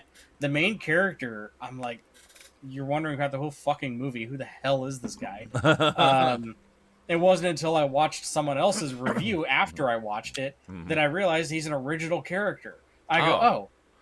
So he's not from the games. He's not from the game. So I they- go, so okay. He will be soon. So yeah, well, yeah. Um, So they went I'm the sure it'll be DLC. so they went honestly, so they went the Resident Evil Alice route. yes, they did. Yeah. Honestly, watching through it, I thought he was. So for people who know Mortal Kombat, I thought the main character was going to end up becoming a character called Smoke because his name is Cole. Oh, okay. Yeah. And a lot of these people's names are puns or of like what kind of power they have or something like that, or it's like some kind of weird connection. So I'm like, okay, the guy's name is Cole. Okay, he's gonna be Smoke. He's gonna be somebody like that. And ends up not. So it's just like, story's pretty Good. flat. I'm glad they didn't go the obvious route. Yeah, so the story's kind of flat, but again, it's an action horror fighting movie. You don't really watch it for the plot. Right. Yeah, I do say that characters like Liu Kang and Kun Lao and stuff like that are very much just there. They're pushed. Sad, and I think Jeremy John said this, and I agree with it very much so, that they focus so much on a main character who's not that interesting. and they pushed all the interesting characters aside for you to focus on the main character, but he's not interesting. It's like there's where you fucked up. There's where you have all these characters that everybody knows, and you center focus on this dude that nobody knows. Yeah. See, no one wants to know him. See, that's what I liked about the first one in the '90s was it focused on Liu Kang, and then it was about his journey and him meeting some of the other characters, and they all kind of had, they had the good ones kind of buddied up, the bad ones kind of buddied up, and It's very much the same. There's like the army of the bad ones and the army of the good ones. But it was following as the main protagonist Liu Kang, who's like one of the big characters from the games, so. And then the TV series, Mortal Kombat Conquest, followed Kung Lao, who was Liu Kang's, predecessor or ancestor, or whatever. Yeah. I will say this: making, I believe, if I remember, making his Mortal Kombat film debut is, if you know the Mortal Kombat characters, Cabal. Cabal. He's the dude with the mask that can blip through time, and he has like the hook blades. Okay, I don't know that character. I'm not familiar with the later ones. I think he was in from Mortal Kombat 3. Yeah. Is where he was introduced. But I believe this is the first. Just know the first two. This is mostly. No, I mean I'm talking about the games. Yeah, I know. That's what I mean. He shows up in the third game. Yeah. And I don't think he was in any other Mortal Kombat movie. And he has an interesting story that's linked to it's Cabal and Kano. They know each other, and there's an interesting little story there. It's amazing. I've said all this stuff, and I have actually spoiled jack shit when it comes to plot. So yeah, it's one of those movies you could very openly talk about and not ruin the movie. Yeah, I will say this. Yeah, they did a really good job with Goro. I just kind of wish they would have told people it was Goro. Like, again, if you're someone who knows nothing about Mortal Kombat and why it comes into this movie, you're like, who's the four-legged freak? You heard his name once. It was yelled at by an Asian guy in an echoey room that you could barely understand. And this is like, you don't really... I think when I first watched it, I heard him say it, and I thought he said... What was it? Lugaro. That's what it is. I'm like, who the fuck is Lugaro? No, he was saying Lord. He was saying Lord Goro. Oh, okay. I love Lugaro. I'm like, yeah, because he talks. He goes, yeah. This Lugaro over here. And I was like, who? Lugaro. And then once I saw it, I go, oh, it's Goro. I was like, okay. But yeah, worth a watch if you are a fan of the old Mortal Kombat movies. About on par as the original. I'll check when it it out. comes to just cheesiness and the fight scenes. They do literally turn to the camera and will like go like fourth wall break and say flawless victory. Oh god. Amazing. They did that in the 90s one too, actually. Yes, they did. Shang Tsung said that. Like I said, again, they definitely shied away. I won't say who says it, but he literally does a fatality move, stands up, turns and looks at the camera and goes, flawless victory. And turns and walks away off camera. And it's just excellent. What was it? Yeah, of course, in the old one, they definitely shied away from the fatalities, though, because they wanted a PG-13 rating. What a silly thought. Yeah. This one... What a silly thought. Well, right? Considering what it's based on, and what it's what the game is famous for. 1, 2, I believe there's four very noticeable ones. I can say that. Actual game accurate fatalities. Nice. That's the 4 I can think of offhand. There's probably one of them in the trailer. Just one though. I see. Yeah, I think or part of one at least. There is one actually. Yeah. And it's in the trailer. It's Liu Kang's. So yeah. Liu Kang's dragon one. And so that one's pretty fucking cool looking. It is pretty fucking cool looking, and it's done very interestingly. Because like in the old ones, he transformed. Oh yeah. This one, it's not. It's more of like I think he does this whole kind of thing, and he slams the ground, and then like it swirls around, and that pops out the dragon. Oh, okay. Interesting. So it's more of like a summon, like an incantation kind of, like an incantation or a summon, magic of the hand, of gestures. Yeah. Cool. Motaro is in the movie, but not. There's just like a random statue you see of him, ninja. like a pan shot where they're walking into something, because you Stout get was to see a watching lot of apparently and Outer World waiting for the or pounce. Otherworld in this, and there's a pan shot where you get to see like a big statue of Motaro, and it's like the game accurate Motaro, and I'm like, that's pretty cool. So anyway, yes, I recommend watch, but still far from really good. Yeah. It needed probably maybe another 6 months in the furnace to get it. Hey, Rosie. Shit. And yeah, a lot of the editing is very flashy and moving a lot, and there are some fight scenes that do that will annoy Skinslip. Excellent. But there is a even number of just as long as full Skinslip on will be annoyed, I'm happy. punching in the face, burning people up, chopping people up. Plenty of that. Excellent. So, People yes. as mincemeat, as they should be. People as me. Yes. And hello, everybody in the chat. You smell all fresh Oh, and are clean. they? Do I? I don't know. Did So, you shower? On that note, The tub. Oh, I must leave to the world of sleep. all right. time. Have a Do good Good night, my friend. have a good night, kiddo. Yes, We're you just later. wrapping Have up good here. dreams. Night, Good everybody.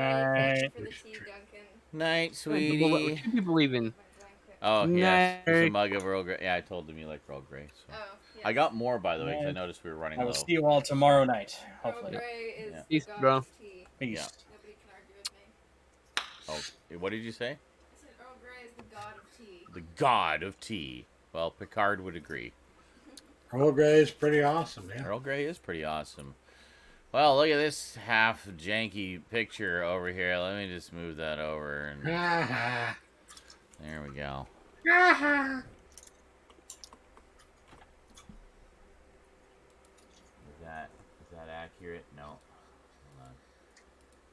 So, Stab, did you watch any movies this week by yourself? No.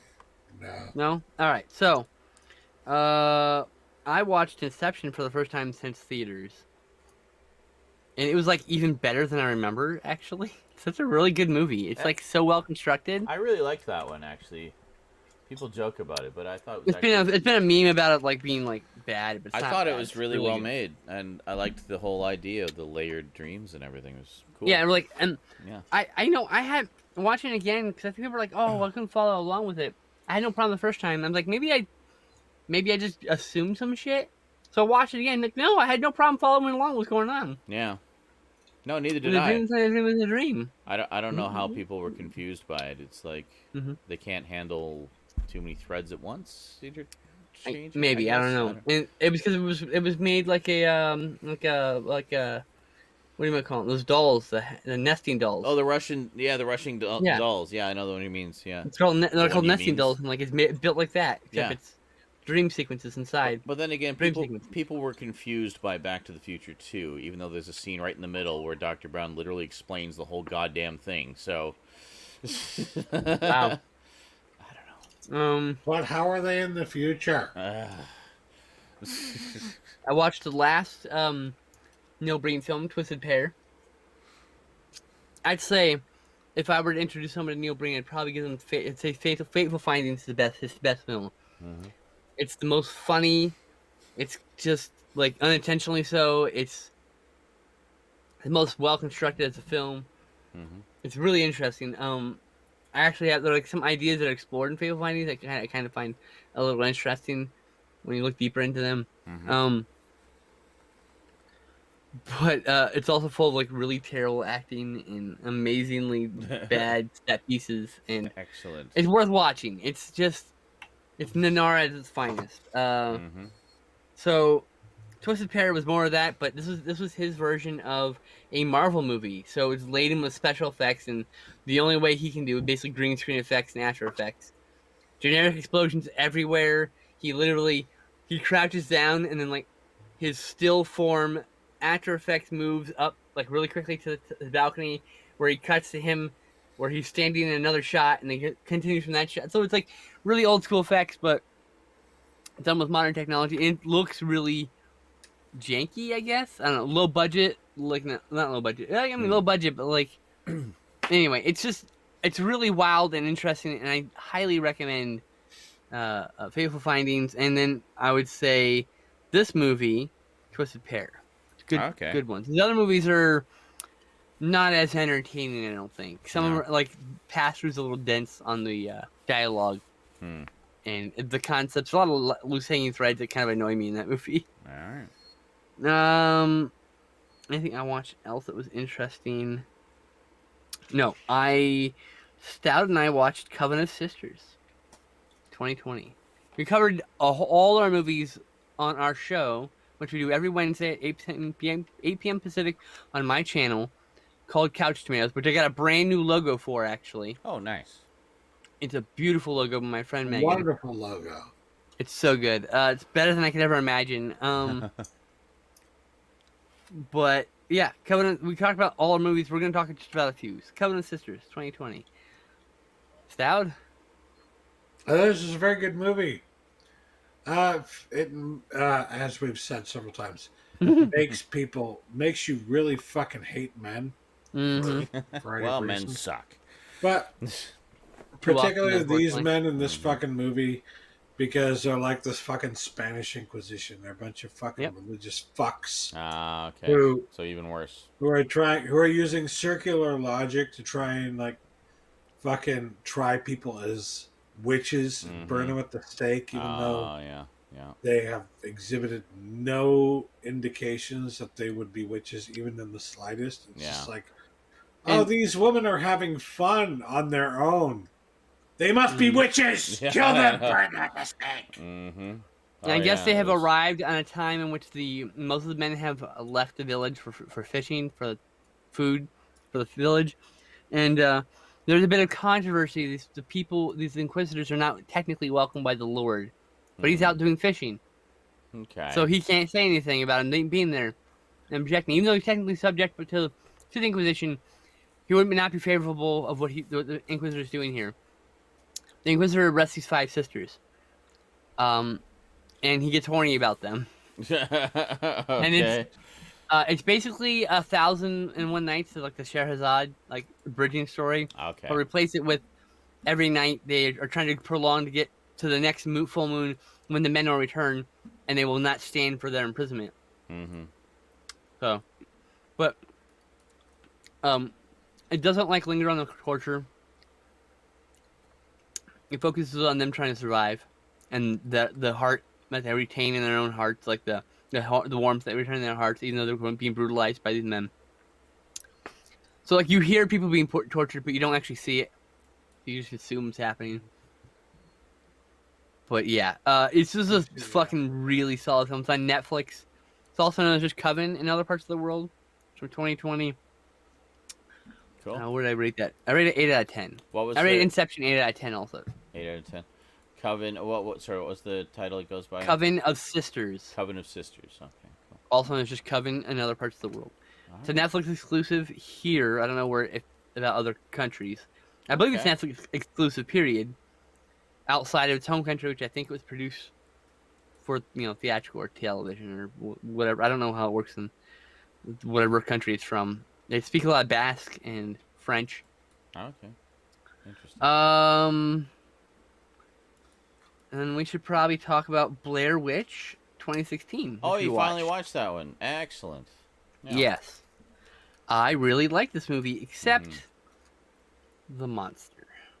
I don't even remember. I thought it was monster. going too much. Yeah. Yeah, it's not a lot of it. Yeah. I watched that when it was still fairly new. Like I got the Blu-ray when it more or less first came out. I liked how they kind of expanded on the house. I thought it was really. Did you watch any? Yes. Did you watch any behind the scenes stuff? Not yet. Okay, there's some really interesting. Watch on streaming. I don't own it yet. There's some really interesting behind the scenes stuff. How they worked out the geography inside the house. Well, and I like the idea that it's a time trap, and that like people who are trapped in it are skipping through time back and forth. And so you could run into somebody who's been there for years, but you just saw them a few seconds ago. Yeah. And you get to hide in the corner. You get to hide in the corner, which is such a cool like addition to the mythos. Exactly. Yeah. And it explains why you keep seeing people in the corners in that movie, and the other movies too. Yeah. I thought that was a really nice touch. Yeah. And it doesn't invalidate anything in the second movie. No, it doesn't. But it also doesn't reference anything either. Yeah. So. kind of retconned second one out of existence. Not in my heart. No, I'll always have a soft spot for that. I really want to see Joe Bernthal's cut, though. I want the Berlinger cut. I know we keep Or going to this Berlinger, fucking wells that sorry, meme, Berlinger, yeah. but I actually do want all these different director's cuts, and I want directors just to have more power over the Yeah. movies. Exactly. So dumb. Sorry, Stab, we kind of steamrolled over your thoughts there. What did you think of Blair Witch? I think I liked it a little bit better this time around than the first time I watched it. Yeah. But I think one of the reasons for that is because since then I've seen the game based on the movies. Okay. And I still need I to can tell you play. right now, the game is there's a lot about the game that is directly inspired and based upon this specific movie. Okay. Well, it Because makes I'm like, sense. Yeah, they came Okay, out. there's some of the geography that you see in the movie that is also shown in the fucking game. Hmm. The Okay, whole yeah. time trap kind of thing is also in the game. There's so much in the fucking movie, in this particular movie, that's also in the game that I loved It about also, the game. and that explains the monster that we see may not be the Blair Witch, but it's kind of implied Yeah. that in the movie. Mhm. And so, like, in the context of the movie, I didn't know that when I was watching it. So in the context of the movie, I didn't like the brief viewing of the monster. I thought that was too much, showing too much. Yeah. But 'Cause it's the okay. others- The others, it doesn't it was- ruin the movie. Yeah. The others, it was kept Yeah. much more Yeah. minimal In or up the to your game, it's imagination. like Yeah. in the game they make you go, wait a minute, is that who I think it is, or is this somebody Mm. just like a minion or something? Like what's Ah, going on okay. here? Interesting. I gave it a really strong 7 out of 10, almost an 8 out of 10. It's so good. Yeah. I think what it lacks is the spontaneity of the original film, which was all just like, here's your prompt for your character. Because we Yeah. need to end up at the end of the day. Go. Mm-hmm. So that's a little bit lacking from this, but Yeah. I still really enjoyed this movie. Yeah, I definitely suggest checking out the featurettes. I don't think they're very long either. Like you could just blow through them pretty quick. I don't have the Blu-ray yet. I just watched it on streaming. It's on Prime. Oh, I didn't realize you didn't have the Blu-ray. Okay. Yeah.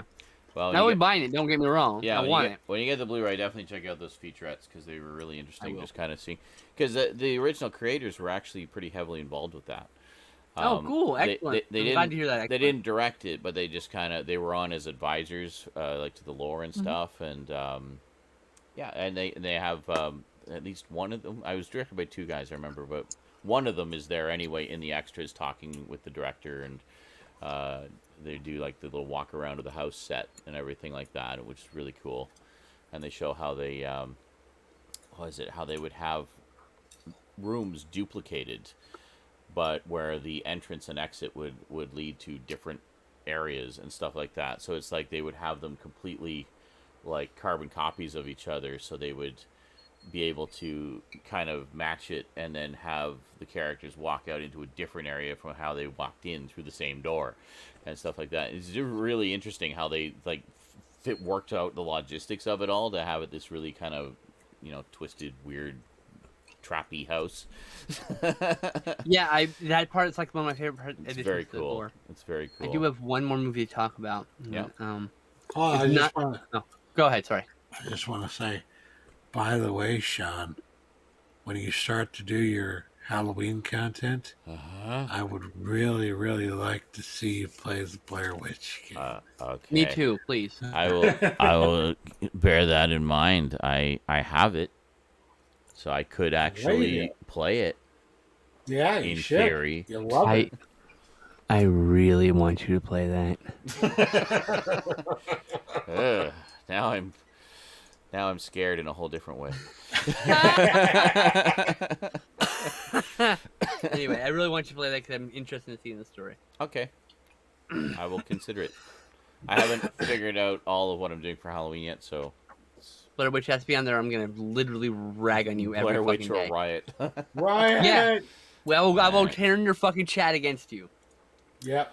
So it might set aside like a couple weeks where I just play horror games all freaking week, both weeks, and then spend a Marathons couple and everything. spend a If you gotta- couple weeks chopping them up into YouTube episodes for Halloween, and yeah, There's gotta just, be another playthrough Until Dawn you can figure out to do. 'Cause good lord, you gotta play that game some more. Figure out I love that game what? so much. What do I? There's gotta be another way to play through Until Dawn. So you gotta play again. Try something different this time. Until Dawn is fun. Yeah. Well, I tried to do a run where I killed everybody as quickly as possible. Yeah, but, I know. I was laughing so hard. I think I failed. Like one person managed to survive till the end. I was like, damn it, so close. Yeah. Just like, hold it still, you'll get killed. Okay. But, yeah. So the last thing I want to talk about is a movie that Sean needs to find. I don't know where it's streaming in your country. It's called The Transconfiguration. The Transconfiguration. Transfiguration. The Transfiguration. All right. Well, where was it streaming for you? It's okay. In the U.S., if you have your Shudder account through Amazon, it's streaming that way. Okay, maybe. But you can't have it. It's not on Amazon Prime. It's not on Shudder. It's on the combined through that subscription thing. Oh. I guess they have to deal with some movies. There's a few movies that are like that. Transfiguration. A friend showed me a copy that she had the Blu-ray, and she just showed me her copy. This Yeah, it doesn't even show here at all. was here. I will. Am I making? Oh, it's a Transfiguration. Yeah, that's what I wrote. Here, I will give you. I'll drop this in the chat. You can like see the letterbox. Oh, that's not the page I want to go to. Oops. I'm glad I didn't paste that. Like that is not it. Thank you. There's the letterbox page, which you can get to the IMDb page on that page. Transfiguration. Okay, 2016. So, this is if you've seen George Romero's Martin, Yes, love this that is movie. similarly about a boy who thinks he's a vampire, Okay, interesting. and he's a weird outsider, and he's trying to convince his girlfriend that he's a vampire. But this is such a good movie. I mean, Stoud's gonna love this movie. I'm gonna show the Stoud, and Stoud's gonna be like, "Oh my god, this is so good! It's so good, so good." 9 out of 10. It goes in my vampire canon. It's so good. It would make an incredible double with Martin. It's incredible. Very nice. That was it. I just wanted to mention that so people can go track it down. The Transfiguration The Transfiguration. from 2016. Okay, it might just be on Shudder for me here then, because it's not on Prime, it's not on Netflix, nothing. So Right. I didn't think And it'd be for on Netflix. us in the but I US, figured I'd look at it's it. on the combined Shudder Net Amazon. You can get like other streaming services through Amazon, and if you have like that, Okay. you can see it. It's on Blu-ray. It's cheap on Blu-ray too. Actually, yeah, because I think usually it does show Shudder in my Prime listing, so I'm not seeing it here either. So Yeah. maybe it's just not available in Canada yet. But It's on Blu-ray. all right, yeah. well, maybe I'll check it out on Blu-ray. It's worth watching. It's so good. Hold on, I have to add it to the. Martin. Speaking of Martin, Second Sight announced they're going ahead with the 4K of that now. Cool. Nice. So there'll be another. Region B locked, though, I'm assuming. Well, 4K 8 Ultra HD discs have no region locking. They don't have region locking? No, Oh. there's no region lock at all. There's no reason locking for 4K, period. Correct. They finally learned their lesson. But Yeah. the Blu-ray of it, of course, and the special features will be locked away on Region B Blu-ray. But when it comes to Blu-ray, which is Yeah. the thing that everybody actually uses, and We're gonna likes, lock the shit out of that. Yep. But the 4Ks are region free. So. We can't even watch our own movie. We've locked it so thoroughly. fucking So asshole. the PS4 is a 4K player, right? Or no, PS4 is not. That was a big thing. Xbox One Mm-hmm. is a 4K player. Oh. Like what I did, I got the Xbox One S for $200, which I'm sure now is like $2,000. By the way, speaking of games that are free right now on Epic Games, Alien Isolation is free right now on Yes. Epic Games. So And the other game's And pretty the good Fate too. 2 is actually really good. Yeah. That's Really good. I just saw a receipt in my email. I'm like, uh-oh, what did Rose buy? And I looked, but she only gets the free stuff. So she saw Alien Isolation come up, and she grabbed it for her Epic account. So, yeah, I have it on Steam as well. I might grab it on Epic anyway, just for redundancy's sake. In case it gets removed at some point, you can't download it or something. Yeah, exactly. You never know. I have it on physical, but only on PS3. Obviously, the PC version looks a little sharper, a little nicer, a little more detail. Yeah. There's no online mandatory activation. People watch their discs that aren't connected to the internet all the time. Yep. Be large. I don't think they ever went forward with that No. because that'd make people so angry. Yeah. No, I'm sure that they did not. Oh, Yeah, I don't think they're gonna do That's that everything, by the way. at all, So. Duncan. That's a terrible idea that I hope never happens in any way, shape, or form ever. I'll never plug my player into the internet, and you'll never have to worry about it. Oh, I'll plug it into the internet to get like firmware updates and shit. But I mean, don't DRM my discs. Nah. I'm alright. Never had to do it before. It'd be alright. Uh-huh. Famous last words. Sure. Anyway. I still Anything haven't- possible. I still haven't plugged in my Xbox after I accidentally poured water into it. So Have you ever powered it back on? no, I'm too You turn afraid. it off to immediately. discover what happened. Uh-huh. I turned it off. I unplugged it, and I just fucking turned it upside down to let the water drip out. Well, I mean, we all know I It's can't. still We there, can wait just for it to sitting evaporate, right? Yeah, How long ago was that? like 3 weeks ago at this point. I'm sure it's fine by now. No, Probably.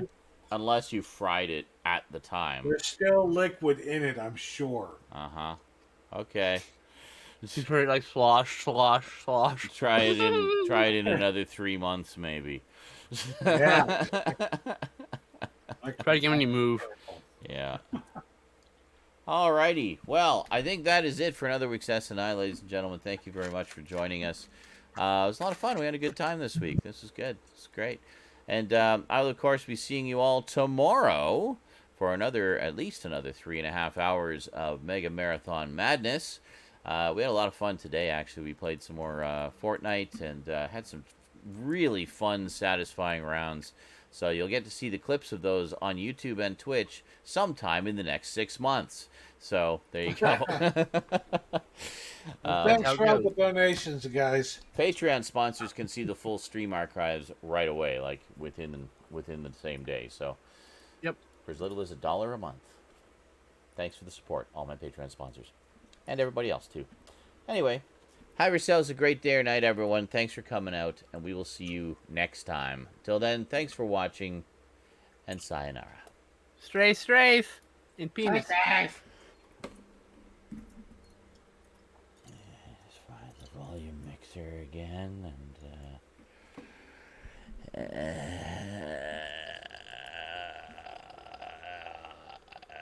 there it is. Okay, bye.